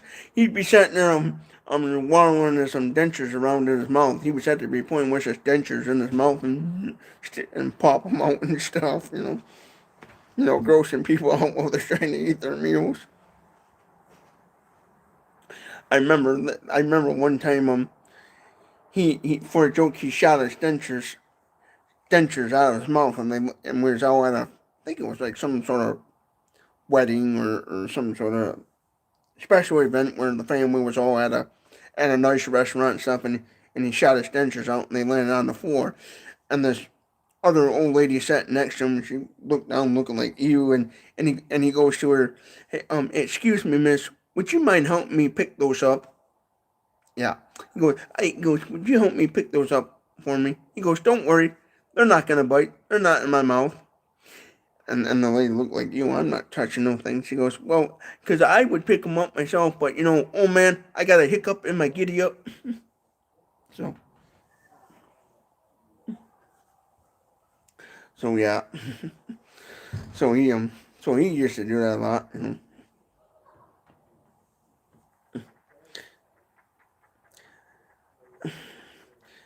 And also when it comes to the women and stuff, and if a woman ever, when I'm out in public and women think I'm hitting on them, I just say to them, and this is a warning, dirty joke.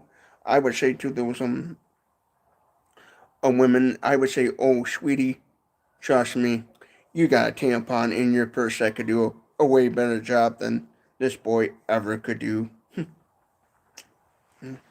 Or my favorite joke is when a woman thinks I'm hitting on her, I just say, oh, please, lady, I don't hit on women. My mommy said that was wrong. I was taught that hitting on women was wrong. I don't hit women. But yeah, if YouTube would let me, I'd be doing a lot of more comedy kind of, you know, dirty jokes and stuff. I'd actually probably do a lot better at YouTube than when I am now, but I know you got to be careful because nowadays all the censorship and stuff. So that's why I don't do that too much.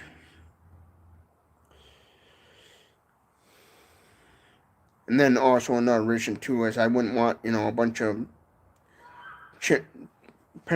children getting on my channel and watching my videos and then repeating what I said to their parents, and their parents like confronting me in the store. You need to watch your language. My so and so watch the channel, and then I have to explain to them. Well, my channel is not made for children. It's for adults. That's why when YouTube asks me, hey, what's is this content made for kids or adults? I always put adults. 18.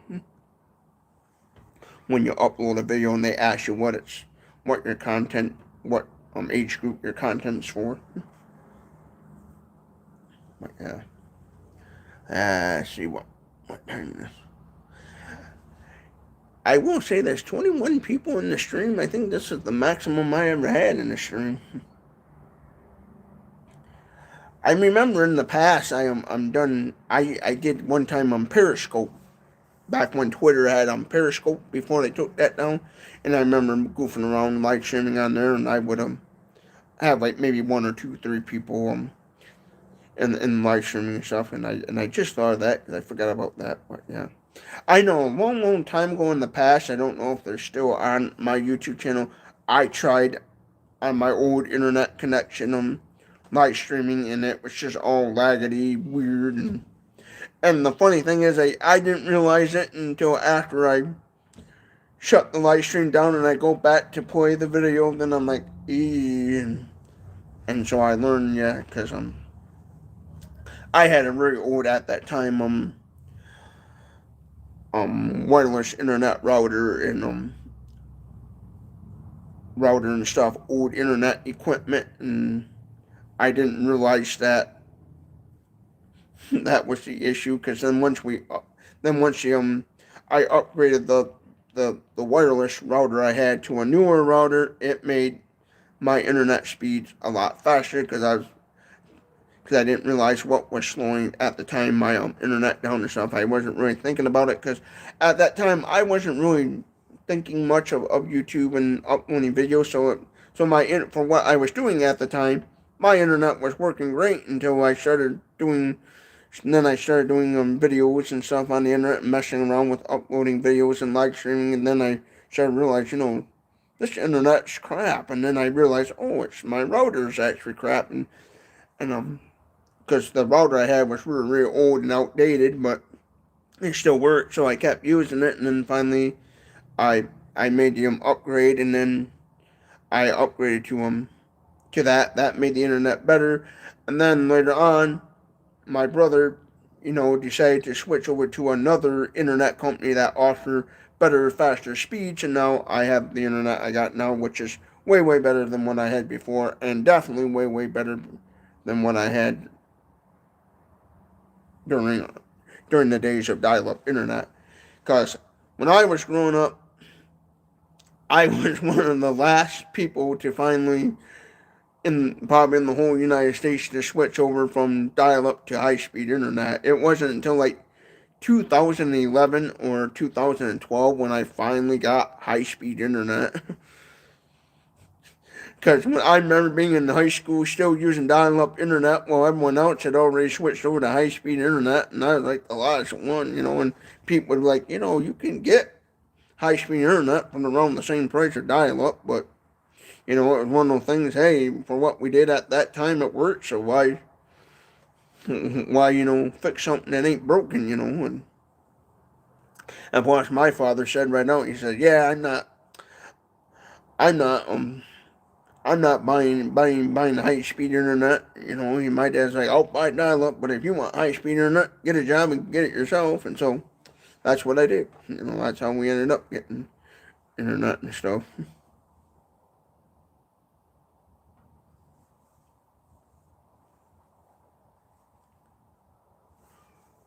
Yeah.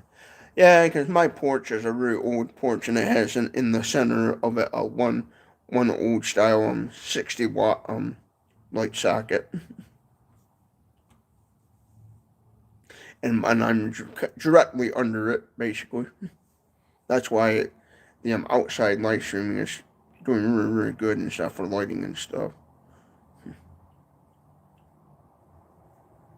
Because I'm one of those people, I hate watching live streamers that when they do a live stream, they're really in a really dark room where you only see the glow of their face from the screen and stuff. And then, like, if you want a live stream, turn on a light where people can at least somewhat see it. I'll admit that when it comes to cameras and stuff, I'm not very good with the whole lighting thing. I try my best and stuff on that. I'm not very good at getting proper lighting and all that stuff. Like, I don't know the exact, like, details, like the professionals do. I don't use professional lighting setups and stuff. Just basically rechargeable flashlights and different things for lighting, or like up here, this little electrical light that's just plugged into the grid. Yeah, and that's just a standard LED bulb in there. One of them little weird LED standard bulbs in there for the lighting and stuff. So I don't use any fancy, seem like photography lights and stuff because I don't have the money to afford it. And in reality, I don't really care to. A lot of the lights I have work perfectly fine for lighting up for what I need and stuff. So yeah. So money. So let's see what else. Yeah. Yeah. Well, I even remember back in the days when people thought 56 kilobytes per second was fast speeds and stuff. I remember the old 14 kilobytes per second.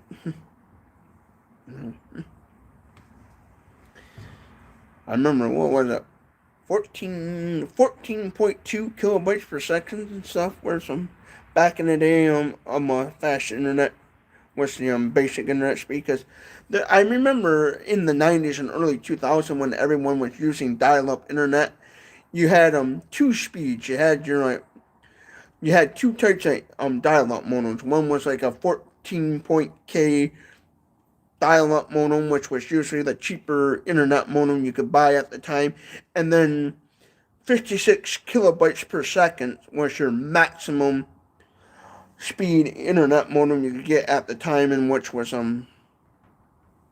considered your high-end internet. Where when I was growing up as a kid and when everybody was using dial-up, if you had 56 kilobytes per second internet, you was like the king of the crop, and you was really popular. Because back in the day, some businesses, some internet companies would offer a slower speed for a lot cheaper and stuff. And my dad always had 56 kilobytes per second, the fastest dial-up internet speeds you could get at that time, and so we always had that in a high-speed internet modem and stuff. And we always had what they call unlimited dial-up internet and stuff. And so, yeah. That's how I. Ooh, I've been on here for over 3 hours now.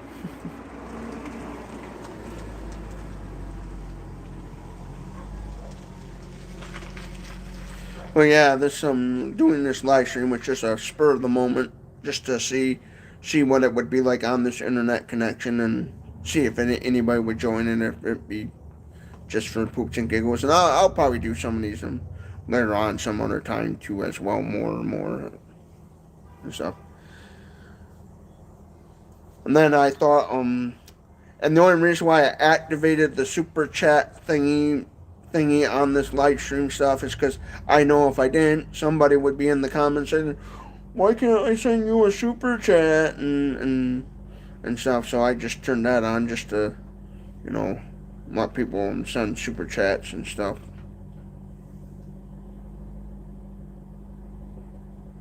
Yeah, I grew up in Saranac. Yeah, if you haven't been in Saranac in a while, nothing's changed. It's still the same old hick town that you blink once, you miss it, The one-horse town where the one-horse leg is broken and stuff. Yeah. Oh, let's see here. It's 8:50. Well, I think what I'll do is once it gets exactly 9 o'clock, I will. Yeah, I'm sad that Joe's closed. Yeah, and the funny thing is, on these new people, bought it called Social House, and I guess they're struggling to keep business, because a lot of people I guess don't like their food and stuff, at that Social House and stuff. But yeah, I know Joe was a really good guy and stuff. I didn't know him a whole lot, I never went to Joe's bar a lot and stuff. I never went there that much and stuff, but I know when he ran it, he ran it really good and stuff. So yeah. What's your favorite food? Well, I'm the typical person. I like chicken, pizza, cheeseburgers, beef, the common stuff, hamburgers and stuff. Now when it comes to fast food, I really like Burger King, Arby's, Culver's. I'm not much of a fan of McDonald's. I know I don't really care for McDonald's burgers too much. I like Burger King, Culver's, Wendy's, Arby's, and other stuff. Pizza Hut. Um, yeah, I like Pizza Hut and sometimes Little Caesars and KFC and stuff. Now, when it comes to chicken, I like KFC more than I like Popeyes. I don't care for Popeyes chicken. I went there one time when they opened up the new Popeyes near me, and I just didn't care for that food. Yeah, it's just a spur of the moment. I'm live streaming, so I probably won't stay on here far too long anymore. I just thought I'd try it out and see what happens. I'll also probably enable the other little like I guess chat thingies you can do too, stuff I guess, but you know. But on a lot of that stuff on YouTube, like the super chats and the memberships and some of that stuff, I don't really care to do that stuff. But if I guess if people want to, send money to me, hey, that's if you want to do that, that's on you. Hey, good for it, go for it. Do whatever. But because I know some people really like to do that stuff out of kindness and stuff.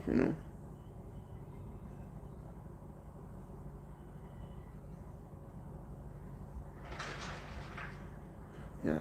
I actually don't do Discord and stuff, so I just do YouTube and Facebook and Instagram. Those are the only social media platforms I do.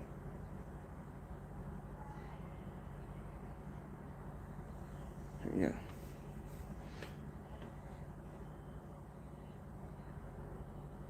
Yeah. So I don't do like Discord or anything like that. I just do for social media platforms. I just use Facebook, Instagram, and YouTube for public stuff. I do have a Snapchat, but I only just on Snapchat, just mostly use that to play some silly little games and maybe talk to one or two people on there that I'm friends with on Snapchat that I personally know and stuff. Yeah. The two main ones I use a lot is on Facebook and YouTube. Those are the two main ones, and then the third is on Instagram. Like as far as social media that I use a lot, YouTube, Facebook are the top, and then Instagram, and then Snapchat is the one that I use the less of. I have before uploaded videos to Snapchats, but those are just the shorts that you see on YouTube, the shorts you see on Instagram. I have in the past uploaded to Snapchat just to try to help a little bit here and there to gain more content to gain more viewers, more traffic to my main YouTube channel here and stuff. That's the main goal. That's what I use Instagram, Facebook for and stuff, is to try to get people to come to my my YouTube channel stuff. And then Facebook, I also use that for friends, actual close friends and family members to be able to talk to me and stuff, because I had ever since 2010 I always had a Facebook and stuff to contact with friends and family. Boomhauer, I've been following you for years. At this point, I've been sending you links to people I know personally, and you need to keep going. Sending your links to be like, yeah, thank you very much for doing that, Ranger Gucci. I really appreciate that. Yeah, just drop your question anytime you want to. I just kind of ramble on and then look at the little bit the post here and stuff. That's what I've been doing. So yeah, I've been trying to pay attention to all your comments.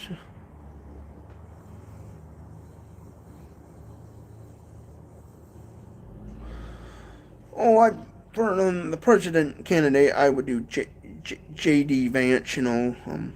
Trump's Donald Trump's vice president. I support Donald Trump, so it'd probably be whatever Donald Trump would recommend would be what I'd probably choose.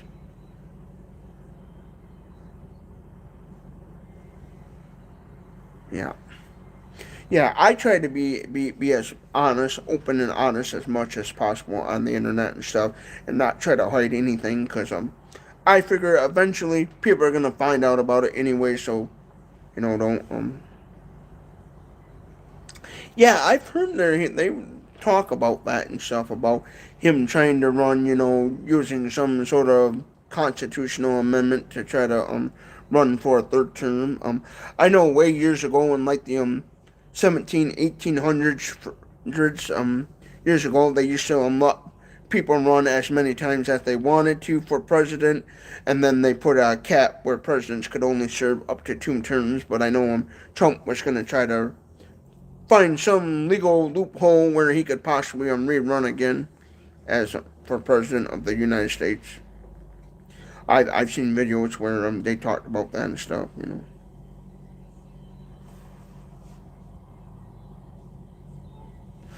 Well, I actually was born and raised in Saranac, where I currently live now. So I never lived anywhere else but Saranac, Michigan. I lived here since 1990. My mother gave birth to me at the hospital in Grand Rapids, Michigan, called Blodgett Hospital. That's the hospital she went to, because that's where her doctors were at the time. And that's where she gave birth to me. And then I lived in Saranac since the day I was born.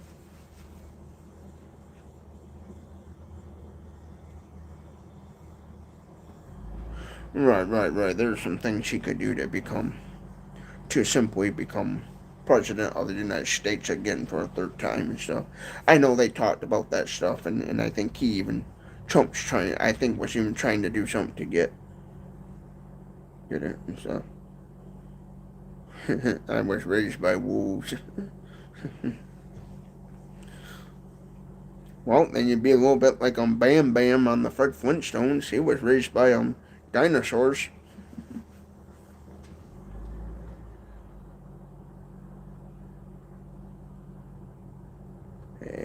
BM.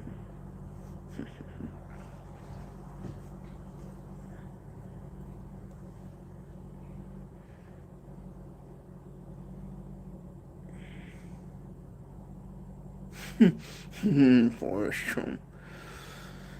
Ooh, now we're gonna get in the juicy Trump this, Trump that, yada yada yada, and the liberal George Soros pay actors will start their little fighting stuff.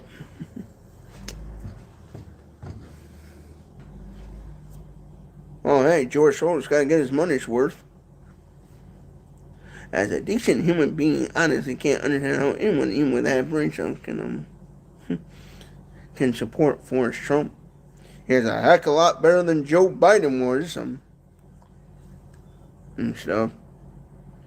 Look at the creepiness that Joe Biden's done. Sniffing little girls' hairs and crap. Makes you wonder. And look at Obama and stuff and all that Epstein stuff, and I saw the interview where Bill Clinton was denying being on Epstein's island, and him and Hillary saying we never socialized with Jeffrey Epstein. Bull crap! There's all kinds of videos out there and photos of you guys buddies with old Mr. Epstein there and stuff, and that made me laugh my butt off. Your parents related? No. But you know what they say? Takes one to know one, so I bet your parents were related.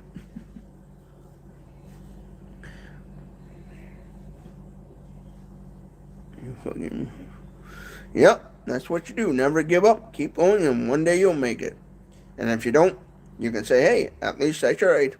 Because you don't know if you don't try. I'm Irish and enjoy real freedom, not the American brand.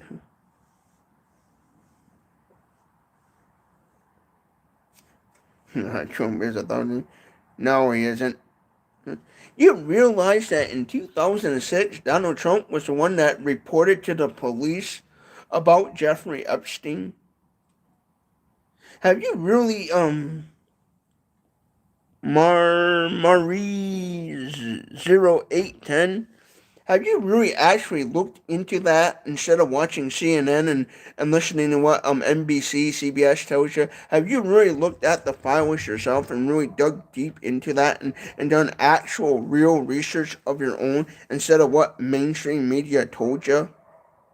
Because trust me, instead of listening to what your radical left brothers were trying to um ed- so-called educate you on. Yeah, think about that.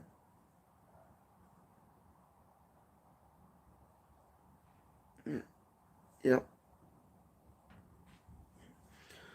people need to think, but well, I'm gonna assume you're probably one of those people getting paid by George Soros, and he's gotta get his money's worth. Probably voted for him 3 times. Why show more? This is in the files, dude.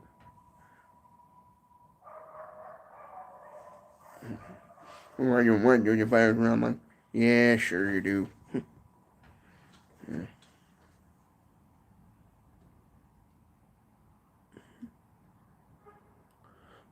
Fox News.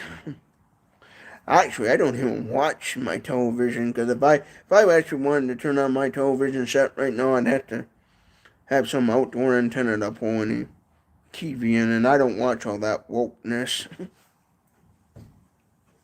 I don't even watch Fox News. Do your own research. Ain't that hard.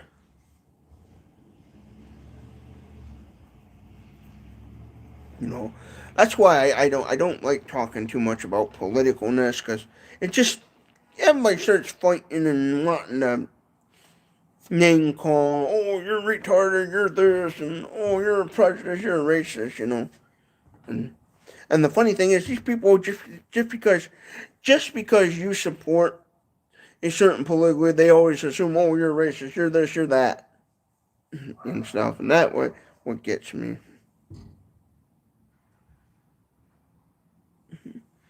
Yeah. Yeah, and people need to do their own research and stuff. There's a ton of people out there that will, if you do your own research and stuff, you'll find the truth. That's why the Democrats don't want to release the documents. That's why they're always trying to block the documents and stuff. Because here's the thing: if Donald Trump truly was a pedophile and truly was that person a long time ago, instead of doing this whole Russian collusion, the Bob Mueller reports and stuff, he collided with Russia and election interference and all that stuff, they would have never had to pull those lies because they would have warned everybody about him being a pedophile. They would have exposed him a long time ago. They would have done it. They would have exposed a long time ago Donald Trump was a um, pedophile. They would have totally 100%. You want to know what? You want to know why the Democrats are the ones always voting to try to silence the Epstein file was getting out and stuff? You want to know why? It's because all their party members are involved in it. So George Soros, he's in the Epstein's files. Um, Bill and Hillary Clinton, definitely. And even the witnesses even talk about it. You can find videos where the actual victims that were there, that were victims, talking about what Bill and Hillary Clinton did to them and stuff.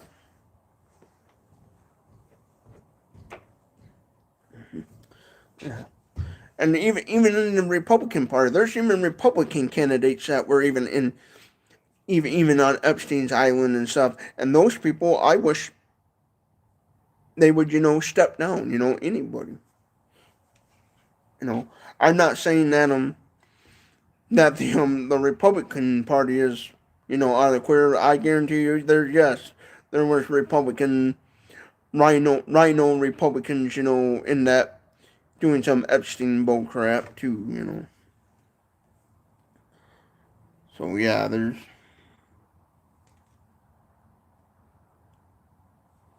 but But yeah, they're trying to sweep a lot of that stuff under the rug, and there's both sides are doing some kind of hush hush shush shush stuff.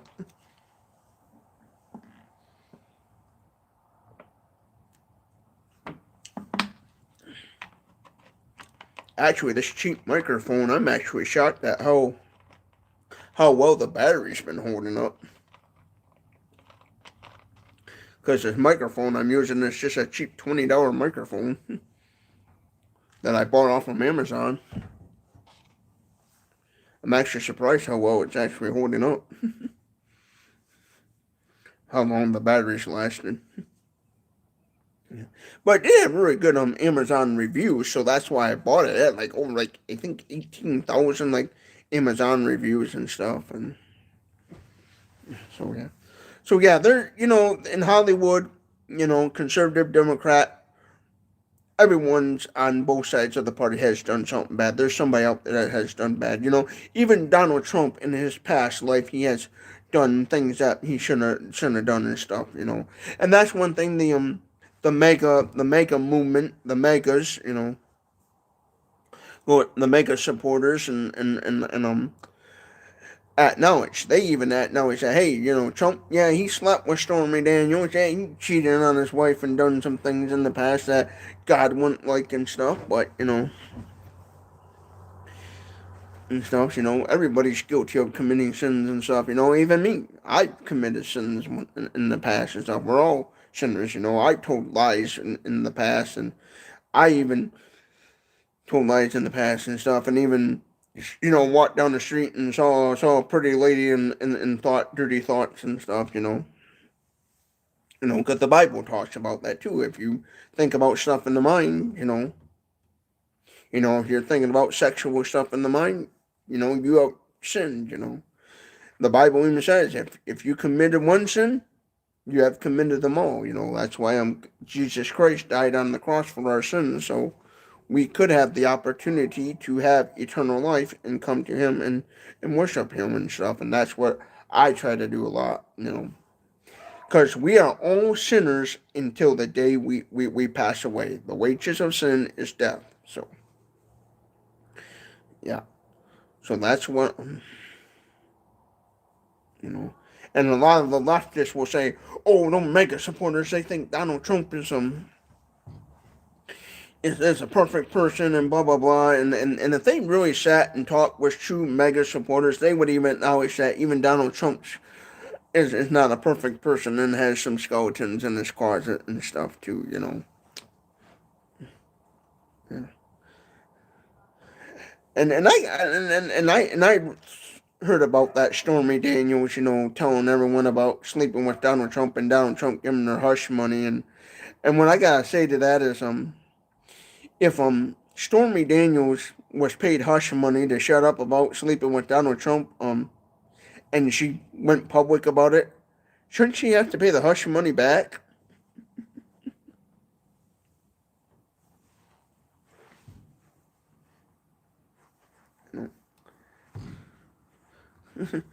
And that's what I would say to Trump. I'd say, all right, Stormy Daniels, you owe me some money.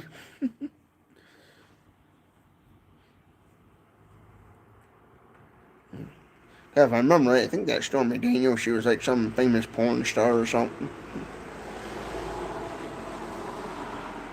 Well, she all Hollywood's done stuff, Look at what happened with Pamela Anderson, and she and her boyfriend made I guess a dirty video, and it got leaked out one time, and other celebrities and famous people, had bad things happen and stuff. Shoot, I used to hang out in bars and stuff and drink alcohol. There'll be days when I'm famous and stuff on the internet where somebody will find on social media a picture of me sitting at a bar and having a beer, and they'll say, oh, Boomhauer 69, he was caught drinking a beer and stuff, and try to, badger and run my name down and stuff, and say, it's Boomhauer 69, an alcoholic, ooh, and stuff, They all do it, Look at what they do to that, like, hot tour girl and the Mr. Beast, and and all that stuff,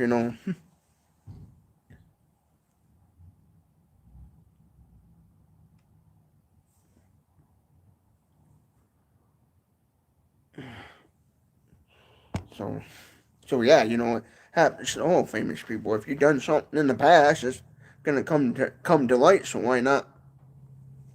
So why sit there and hide and stuff? Why hide it? Just be honest. When you're facing people ask you questions about certain things, say, yeah, I done it. So what? You know. Don't let the negativity get you down.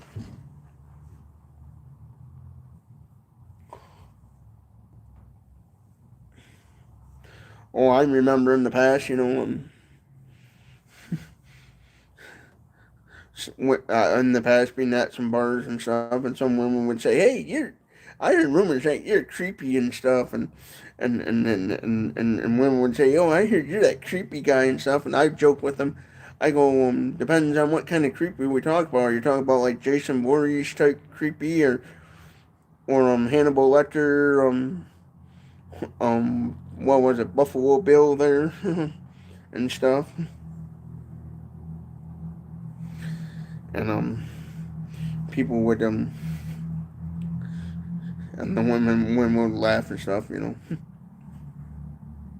I remember one time a drunk girl asking me, "Hey, are you related to that Jason Voorhees guy and stuff?" And then I'd say, "No, I'm related to that Buffalo Bill guy. The one that says it puts the lotion in the basket or it gets the hose again." And sometimes I'd make women laugh and bust your gut laughing. And then there were times when a woman would look at me like, "You are a freaking weirdo, yeah," and then get away. And all down at the end, boils down to what do you find funny or humor or not. Because I have more respect and honest for people than people lie, right? Right, just be honest with people. Don't hide stuff. I try not to hide stuff and not be that type of person. Be honest with people. Don't sit there and lie and stuff. Because in the end, when you make up a lie, you got to remember what you said in the first lie. Because if you don't, and then you try to lie again, then people are going to say, "Hey, wait a minute, I thought you said this and this and this and this," and you're going to get caught up in a web of lies, and it's gonna hurt more than what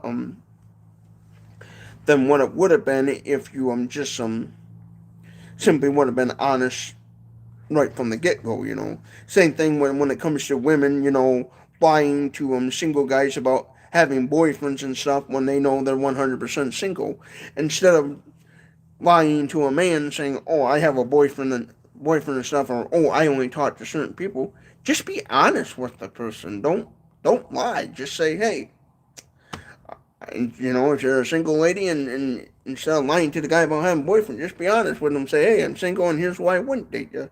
Because to me, if you tell a man why it is you won't date him, and you be straight up and honest with him, and you have a meaningful conversation with that man, and he's willing to listen and not get all angry, mad, and basically get his man panties in a bunch, and it will educate him.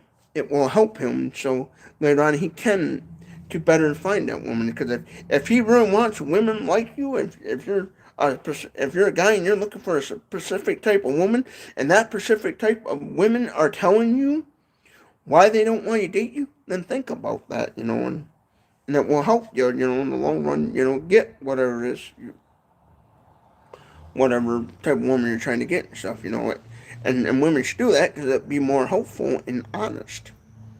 Because being more honest will then later on help the guy figure out, okay, what do I need to do to get these types of women and stuff, and different things, and that will definitely help out and stuff. And that's why to me, a lot of women who lie and cheat about to men and lie to men and stuff, all they're doing is just creating problems. Because then when the man finds out that, "Oh, she lied to me," he's gonna get mad, get angry, and he's gonna shout and fight, and he's gonna probably harass you, get all mad. "Why did you lie to me?" And then you're gonna have a huge headache on your problems, and then you're gonna be scared and saying, "Geez, I wish I would have never done that."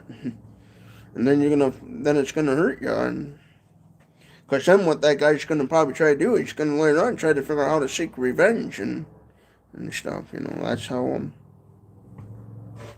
that's why I see a lot of things happening in this whole world, and I like to say to some days to women, this could all have been avoided if you would have just been upfront and honest with them right at the time. Because there were times where I had actually women lie to me and stuff, and found out it was because they said the lie because they thought that I just wanted to sleep with them or something, and then I would sit down once I found it out. I would sit down with them and explain, like, hey, Reed, no, that wasn't my intentions, and stuff. Because I had to happen in the past. Some women doing the old thing, oh, I have a boyfriend, and and then I'd find out the reason why they said that because they thought maybe I just wanted to sleep with them or something, and then I would have to explain to them, and usually by then they would already have a boyfriend, and then they'd be like, oh crap, and stuff, and then I'd feel bad because I'm like, well, I didn't want you to think that. Because the way a lot of men are nowadays, it doesn't surprise me that a lot of women assume right away that, oh, the man just wants to sleep with me, because there are a lot of bad men out there and stuff, that just want to sleep with women and will do anything, say anything, lies, whatever, money, just to get a woman in the bedroom and stuff. So yeah, so like those women in the past that if they're watching this live stream, it's okay. I understand, you know, because nowadays a lot of women assume that and stuff. You know,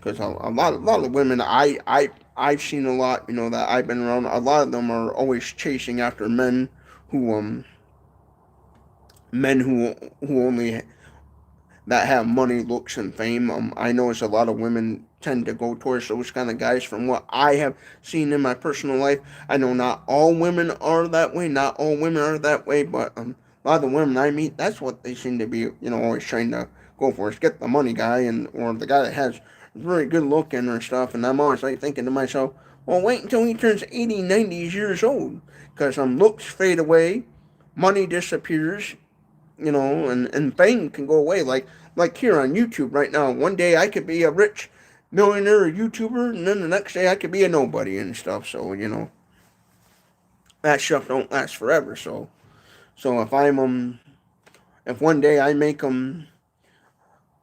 can make millions and billions on YouTube, and then the next day I can make only $2, $3 off on YouTube and stuff, and I could be easily on YouTube become a has-been, where one day I'm this famous YouTuber and everybody's like, oh yeah, Boomhouse69, and be really famous, and then the next day become a has-been, because I've seen it a lot. I watched some videos where they talked about what happened to this YouTuber, or why did he leave, and all that stuff, so it's common. Yeah, before. Yeah, to me, I personally believe you don't worry about the bedroom stuff. Don't.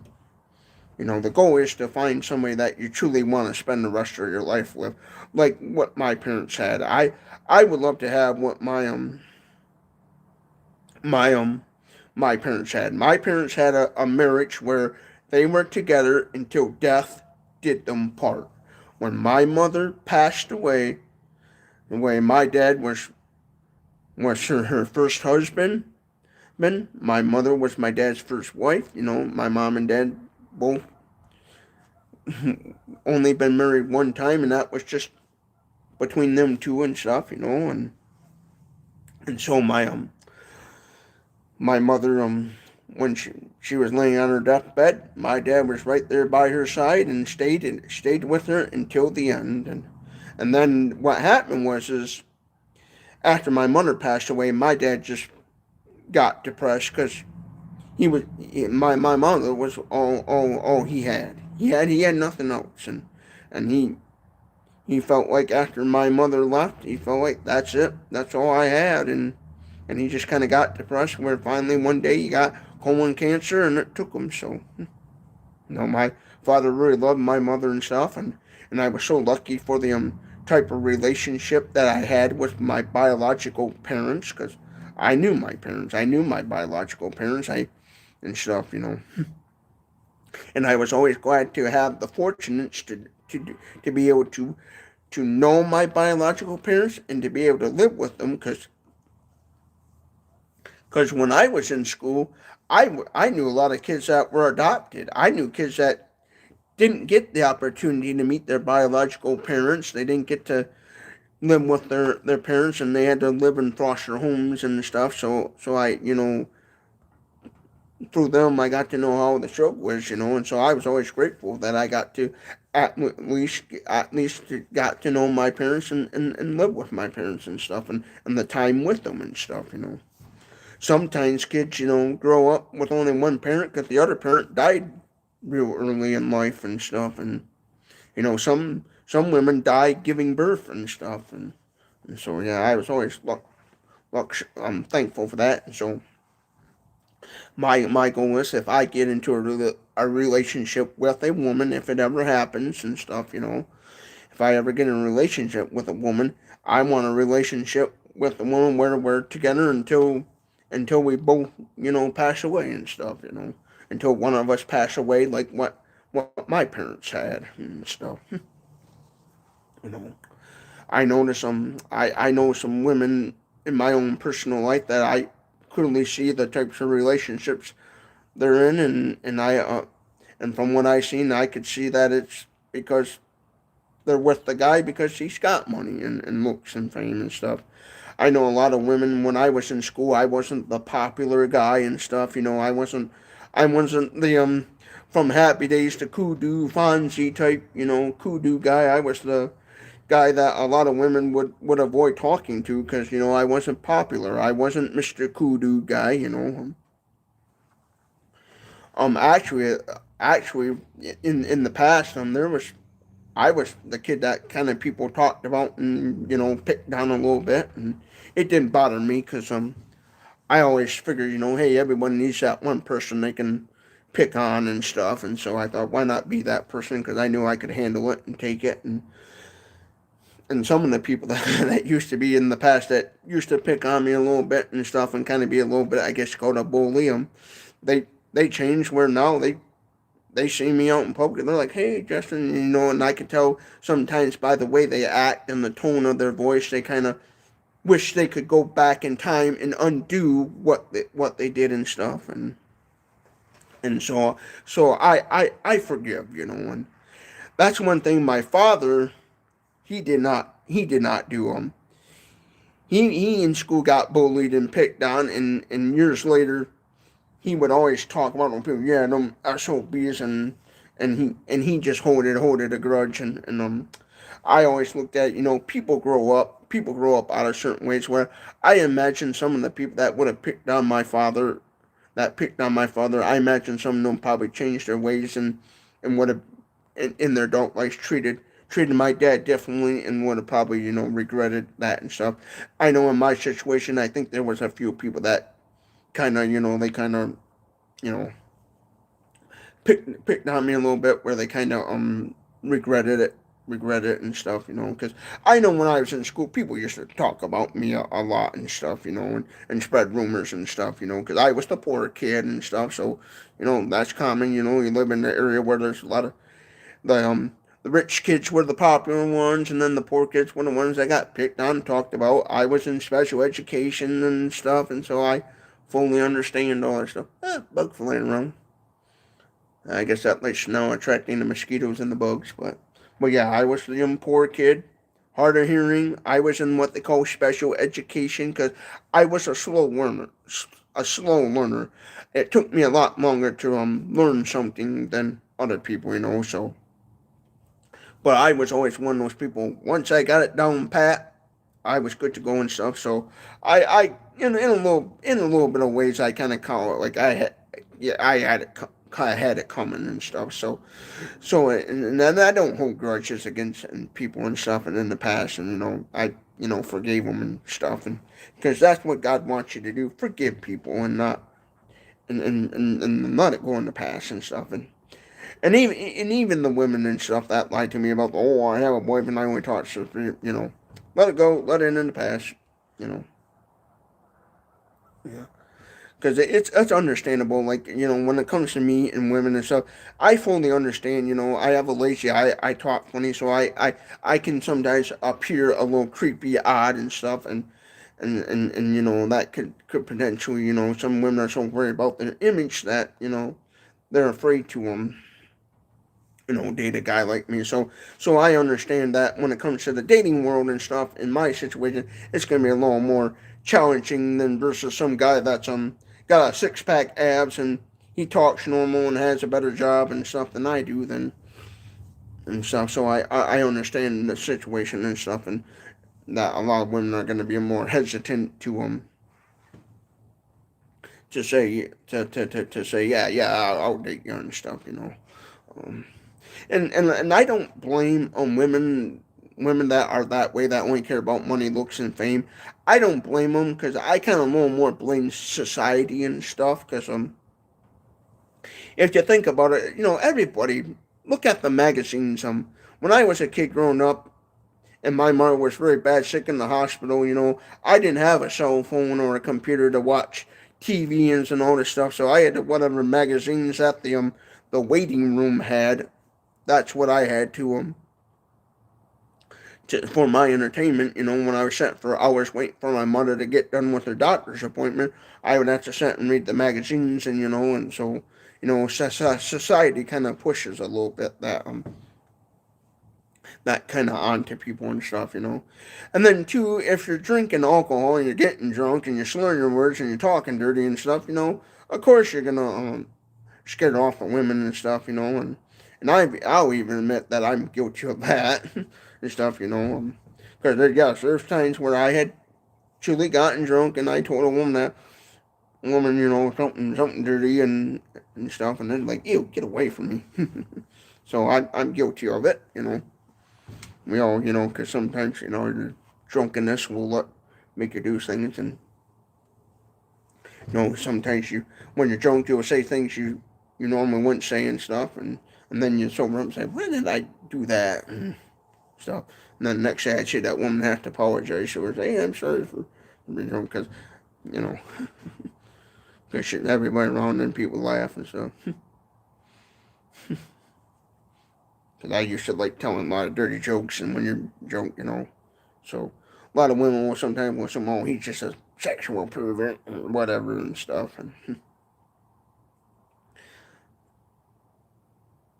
that's why I tell people right out, you don't don't drink and stuff, because that stuff don't get you anywhere. I always call it fancy drinking. That's what I call alcohol. Fancy drinking don't get you anywhere, so stay away from it. It's just going to do more harm than good. But yeah, there's a there's a lot of women out there that only care about those sort of things, like money, looks, and fame. And then there's women that truly 100% don't care about that stuff, and they just want a really, really good guy.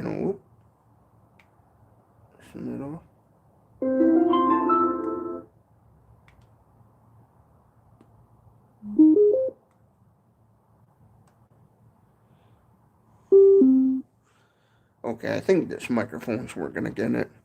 It cut out there for a little bit because I think the battery's starting to go dead on it, because I've been on here for over 3 hours and 43 minutes. So I think this battery only lasts us up to about maybe 4 to 5 hours at the most.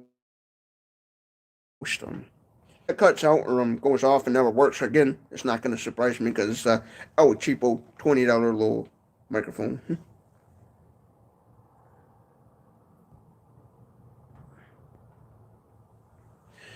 Well, it's all thanks to the glory of God and stuff. I give all the glory and stuff to Jesus Christ of Nazareth and stuff, and I and if it wasn't for him, none of this would be possible and stuff. So that's what I'll say about that and stuff. I'm a big believer in Jesus Christ of Nazareth and stuff.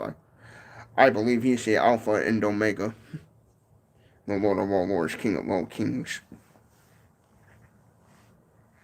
But yeah, there are still women out there that don't care about money, looks, and fame, and they just want a guy for truly what he is on the inside and stuff, but sometimes and being a single person, to me, there's nothing wrong with that. There's society will try to act like, oh, being single is wrong. You shouldn't be single. You should get a woman and stuff. You don't gotta. It's up to you what you do. What you want to do in that department and stuff. I don't mind being a single guy. I don't mind stuff. Sometimes I work out in public at a store. I have seen sometimes where I go, whew, thank God I'm single and not involved in that and stuff. So that's the way I look at it. And then plus two, with my situation of relationship thing is, I don't very much hardly talk to women much. I tend to keep my distance from them because I'm not very good at socializing with women. So I just kind of simply just keep a distance because I don't really know what to talk about with or how to properly socialize with women. So I just tend to keep a little distance from them and stuff. And so that's why I always that's why I stay single a lot and stuff, because I don't get into the whole thing. I was the guy that never worked up the courage to be able to ask a woman out on a date and stuff. Whatever way my father was, that's how I am as far as women, because my dad, he struggled a lot too, getting women and stuff, and it wasn't until he found my mother that he hit the jackpot and stuff. Because my dad, he dated a few women before my mother, and my mother of course dated a few guys before she met my father and stuff. And one time my dad actually in high school dated a girl, and took a girl on a date, and the girl sat on his pizza. Yeah, I see it's cutting out there. Yeah, I see the live stream cut out a little bit because of my internet, but so far it's doing pretty good and stuff. Once in a very very blue moon wild, T-Mobile internet I use will sometimes cut out. Will not work right, and you gotta sometimes reset the modem. But when that does happen, it's very very rare where I'm really satisfied with the service I get with some T-Mobile internet. That's the internet provider I use and stuff. Well, yeah, but one time my dad dated a girl and went on a date with her, and she sat on his pizza, and I think after that she's like, I'm not dating you again or whatever. So, but yeah. But as far as me, as far as I'm socializing with women and stuff, I kind of tend to keep a distance and not talk too much because I'm not very good at socializing with the opposite sex. Some women much, so I just kind of tend to keep my distance. So, any of you women out there that watching this live stream right now that personally know me and work around me, that's the reason why. In case you're wondering, like, I don't see you really talk to me that much. So keep that in mind. In case any of you ladies that know me and work around me might be kind of interested in me. That's just how I am and stuff. But that's usually how it is sometimes with good guys. A lot of good guys sometimes tend to be a little more shy or quieter around women and stuff. Yeah. And then too, what also to me socializing with women and stuff too is I remember hearing all the horror stories about what it was like for my parents growing up in households where the parents didn't get along and stuff, where my mother used to tell stories about how her mom and dad would always be fighting all the time. I remember growing up listening stories about my dad and his parents fighting and feuding and stuff and not getting along and all the fights they went through. My both of my parents came from a broken home where the moms and dads were not getting along together, and that's what helped my parents have such a good relationship, because they knew what it took.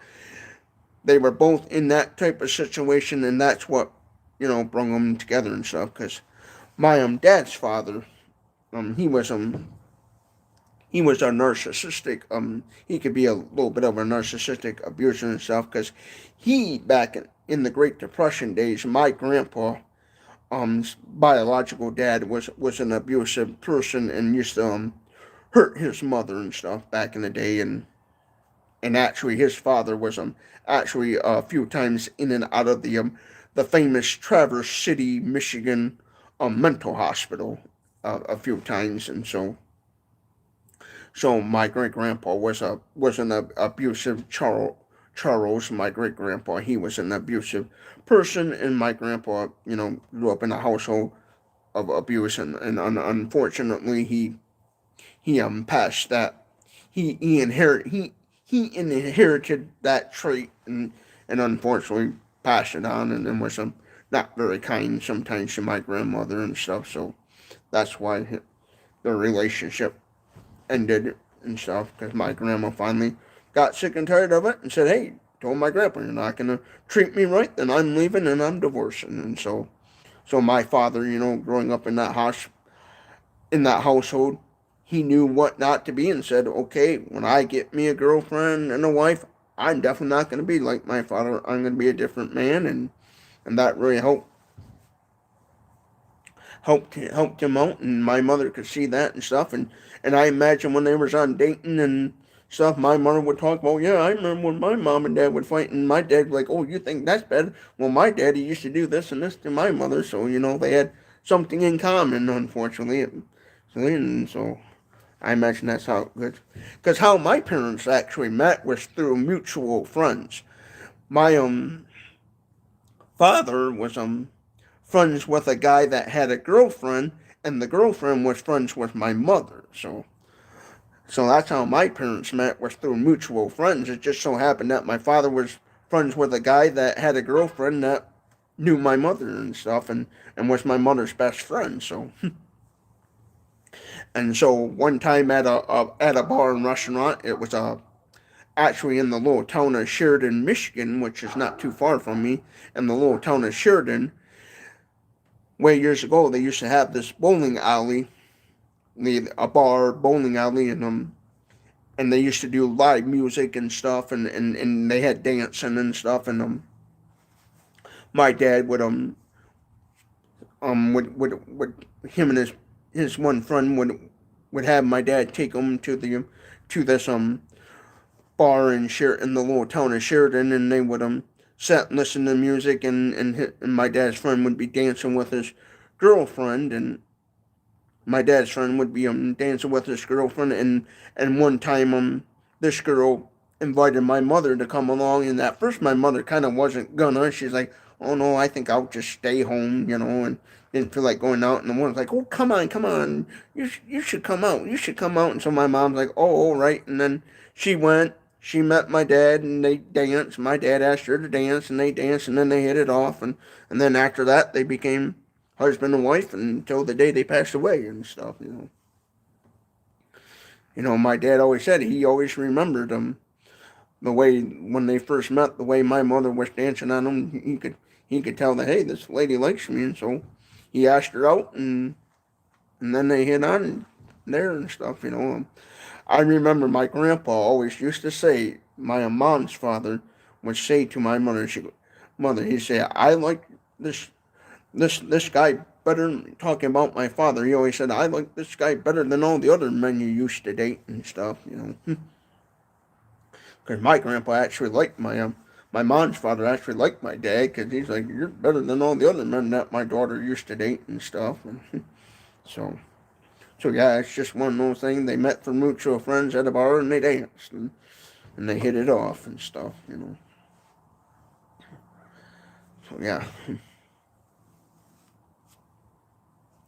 Oh, I know when I become well-to-do and stuff in the near future, rich, and make a bunch of money off of this YouTube stuff, I know there'll be some women that turned me down in the past that will be probably saying to themselves, "Darn it, why didn't I get with him when I had the chance? I could have been rich and stuff."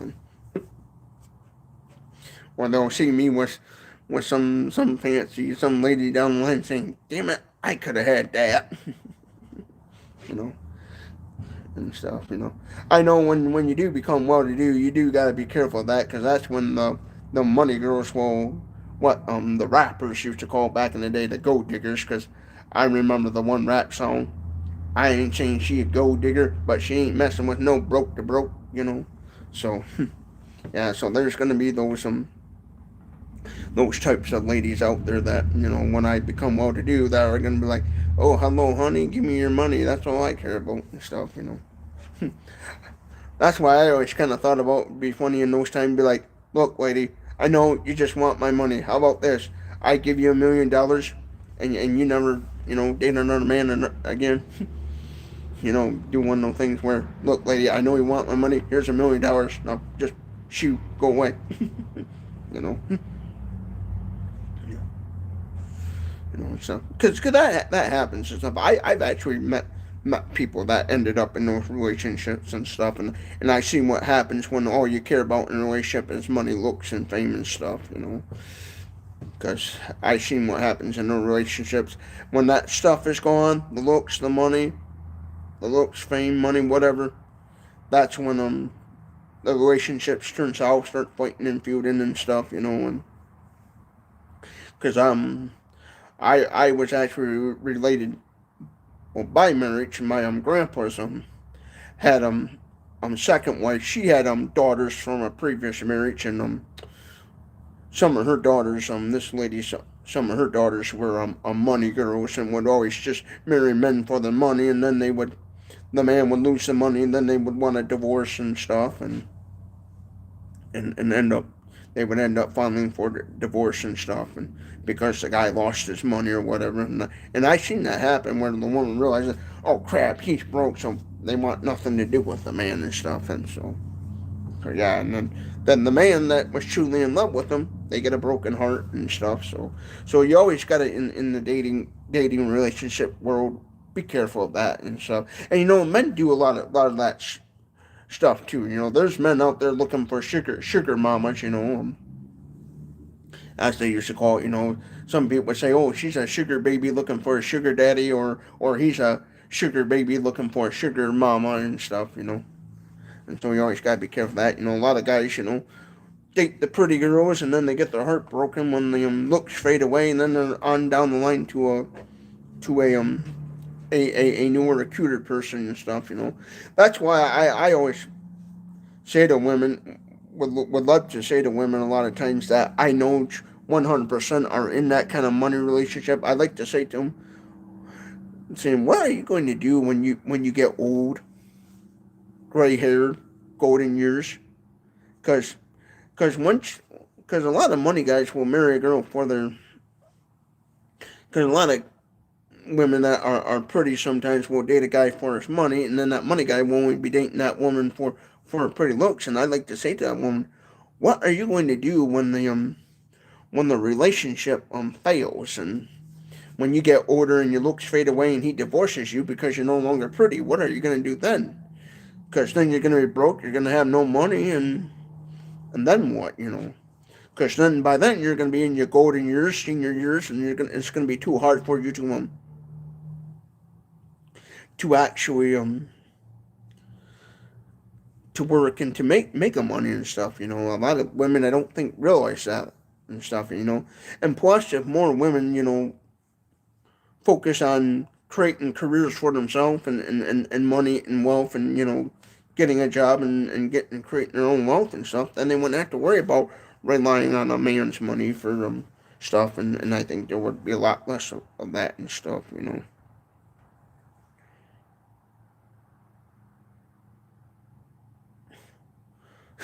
Put the fries in the bag. Hey, I know women. I know two women. Her name's Sally and Molly Palmer. They come in handy.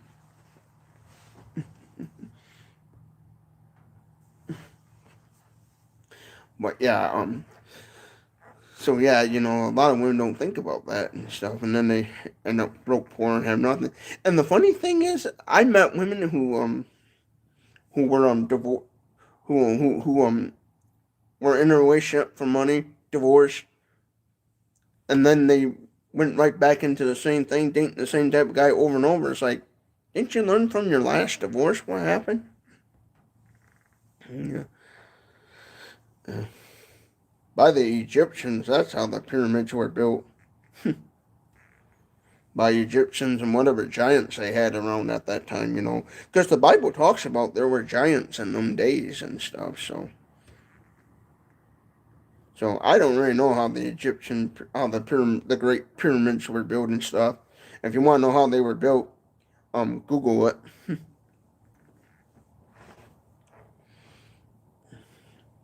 But yeah, because I met in the past ladies that were like that they get with a guy for the money, divorce, and then get back in that same type of relation again and say like, girl, have you learned from the last time?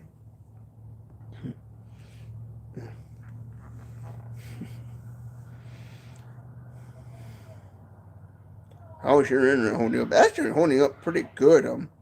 There was only 2 times where the T-Mobile internet cut out during this live stream, I would say, and that was only for like a split second, and stuff. So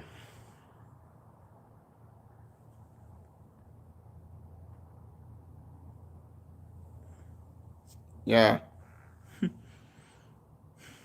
stuff. So yeah, there's some. I've been on here exactly over 4 hours. Can you believe that? Be like what was it? Every which way but loose. Clint Eastwood. See that? An arm? Know that? A tattoo? Them's black widows. More people die from black widow bites than anything. Well, that's good to know because most people around these parts here, I know, just step on them and squish them. I like that movie. Actually, Clint Eastwood, Every Which Way But Loose. That is one of my favorite movies of all time to watch. I like it because I like Clint Eastwood, and I like that the fact that it's got that old country boy theme to it, and stuff. And I like the country music that was in it and stuff for that time period and stuff. I like the first one more than I did the second one and stuff because I like that how it kind of pertains to the old backwoods hits because I like that movie because those were the types of people that I grew up around stuff, the old country hillbilly hicks and stuff, that those were the types of people I grew up around and stuff. Those were the types of people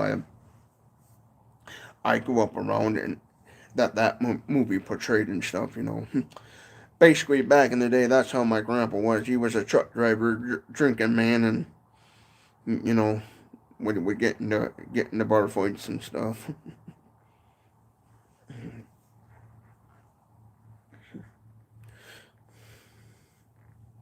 So, yeah, but yeah, that's one of my favorite movies and stuff. But yeah.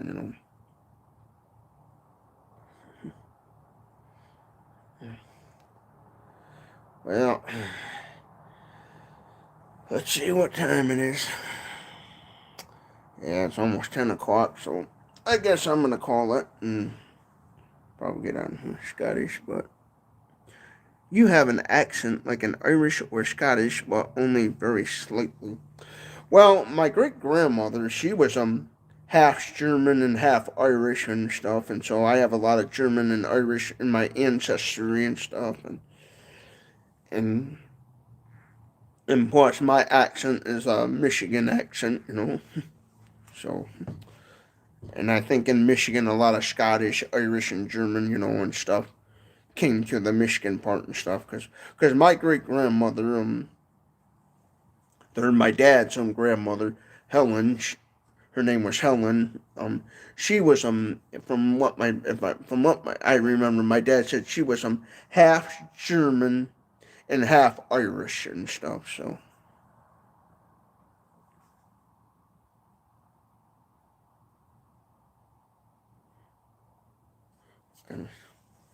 Oh yeah, there, me lad. I can do a little bit of an Irish accent there, me lad. Oh, you can pour me a pint any day, and I don't care. And I'll look and start making the woman's work pretty with that log there, me lad.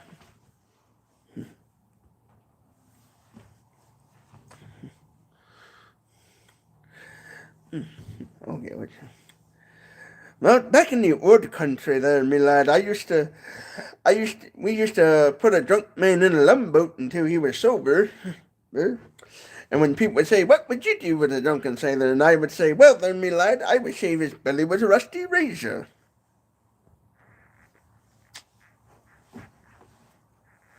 Yes, I even seen the horror movie The Leprechaun and stuff, so I always remember that movie. Giving me the flute. Yeah. I actually never been outside the United States.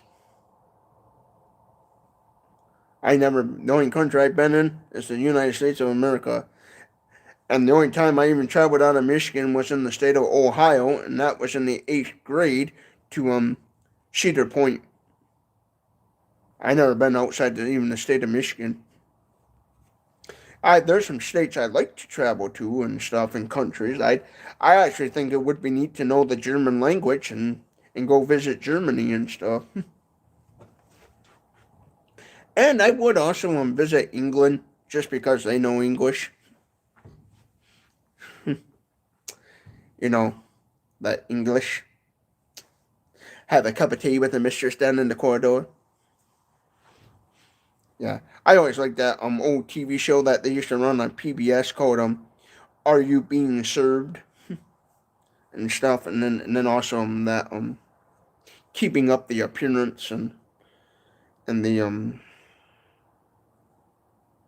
and also the My Hero that BB show My Hero that they used to play on PBS back in the day when they also played Red Green.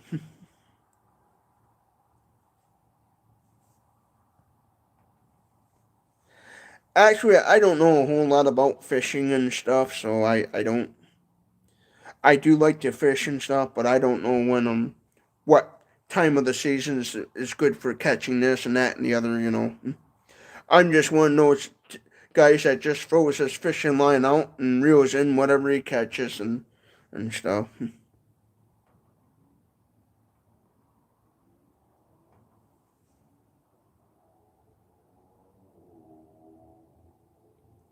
So yeah.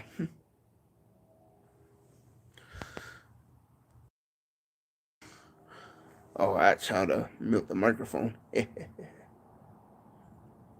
I guess this one is to mute the yeah. Yeah, I'm learning. I'm new to this whole live streaming stuff, so I'm just kind of looking here. Hide live, video, mute, flip. Oh, yeah, that's a flip from front to rear camera. Lighting. Let's see what lighting does.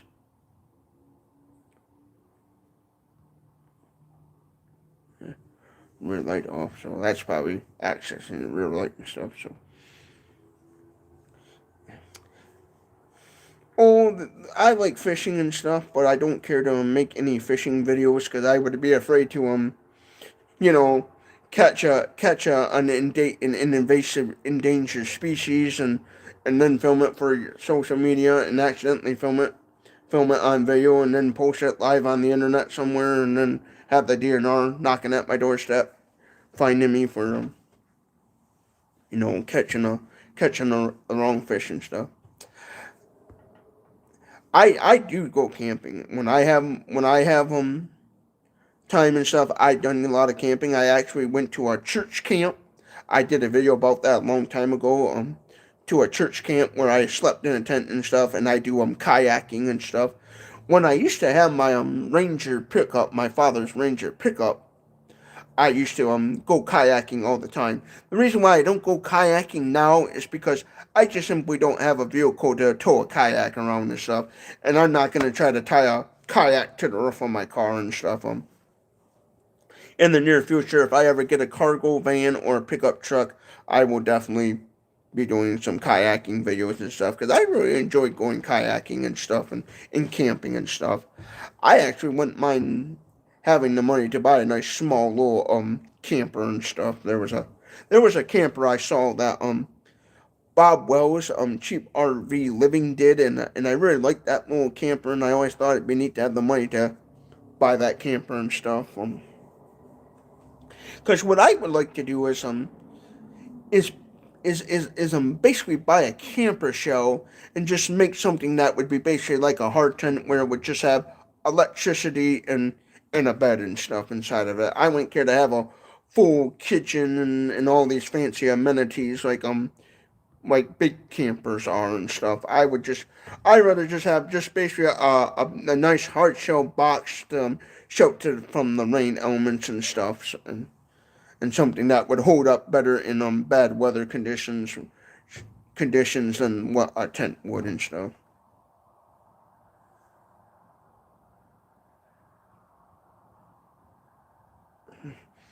Yeah, because I'm not very good at tying knots and stuff, and I know what would happen.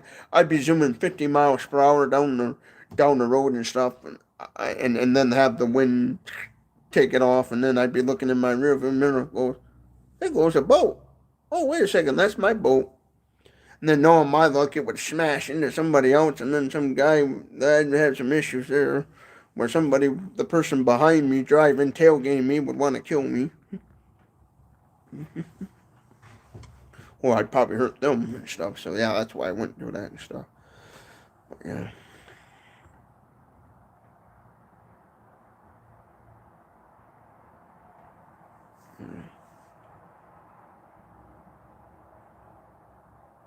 Yeah, somebody put. I did that once, kayak. Almost fell off the roof, but a raccoon helped me tie it down and pat the second time. Works like a charm. He worked for me for 2 years after that. Huh? Yeah.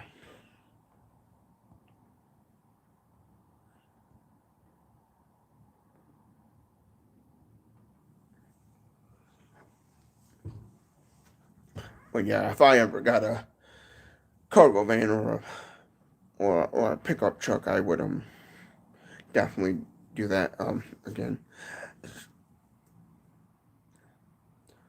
Well, sometimes I even think how it'd be kind of neat a little bit to have one of those smaller pontoon boats, but a lot of that stuff, like on pontoon boats, when they get older and stuff, they just become a huge money pit on some of those recreational toys and stuff, and some of that stuff they sell for super super high money, and at the end of the day, it's like, is it really worth it and stuff. To me, instead of spending $20,000 on a fancy fishing boat, I'd rather spend $20,000 helping those in need and stuff. Well, I believe in the Holy Bible. Somebody put, question: do you think the world is going to last forever? Or you think there might be a mass extinction? Well, I believe in the Holy Bible and what Jesus Christ talks about in the Book of Revelations and stuff. That's what I believe in and stuff. So basically, if you want to know what I think, read the Holy Bible on that. King James version. Read the Holy Bible and.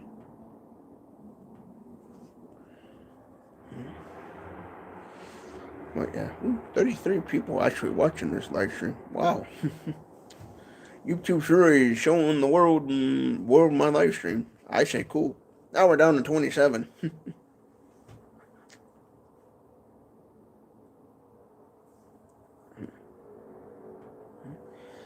Well, let's check. See what there. Well, I guess I'm gonna have to get off in here pretty soon because I gotta work tomorrow and do some other things. So I'm gonna get off in this live stream. It was fun talking with you all and stuff, and thank you for joining the live stream and stuff. I'll definitely probably do this again some other time and look a little more into this live streaming and figure out how to make it a better experience for y'all and stuff. And and stuff. I do want in the near future get some better microphones and camera setups and stuff when I have the money to do all that stuff. Because I would like to sometime in the near future bring some people along for the ride and do a ton of videos like I talked about in my YouTube channel, all kinds of do some ton of other types of contents and stuff, and basically make my YouTube channel like almost like a TV station where you have a bunch of different type of contents to watch for free and stuff. And I think it would be neat to help gain more of a female audience, to gain more females on this channel and stuff, like a more female audience and stuff. I think it would be neat to have like on here maybe like a female camera person to help me film videos and stuff, to kind of help attract more females to this channel and stuff too, and stuff, because I'd like to be a channel that would be dedicated to both male and females as well and stuff. So that's something I would like to try to do in the near future and stuff, to kind of help gain some more female audience to this channel as well and stuff. But I hope y'all have a good day. I know I have some from the UK and around and stuff. I don't know where all my followers are from. I know I have one from the UK and stuff, but I think most of them are here in the United States and stuff. But hope you all have a good night. Thank you for watching this live stream. But yes, I did have fun doing this live stream. I'm gonna say this is the more first time official live streaming and stuff and different things. What do you do for a living? I work at a store collecting shopping carts out in the parking lot and stuff. But yeah, I would say this is my actual first time doing an official show live streaming stuff. I really had fun doing it, and if the weather permitting, I will probably do this more, or set up somewhere in my house a nice little live streaming corner like most content creators do and stuff. So yeah, I plan on I'll do a more yeah. No, I haven't watched that show per now. I only watch whatever I can find for free on YouTube and stuff. So yeah, I would definitely think about doing this more and stuff, and do a little more of these here and there and stuff, and things and stuff. So yeah, I hope y'all have a good night. Thank you for watching this on my stream, and yeah, if I get some more. Again, if I get more free time and stuff, like, I only did this because today was my day off and I had nothing else to do. So yeah, I work a regular job like anybody else, and I get 2 days off, and so yeah. Thank you for watching this live stream. Thanks for your comments, interaction. Yeah, anytime I do these live streams and you got a question and you wanna ask me, don't be afraid to ask it and stuff, because I'm an open book. I'm not afraid to tell it like it is, and be honest and stuff. Or if you're somebody knows me and there's something from my past you want to know about, that, like, hey, I remember you did this and this and this, why did you do it, or whatever, feel free to comment as well later on and stuff. But have a good night, everybody.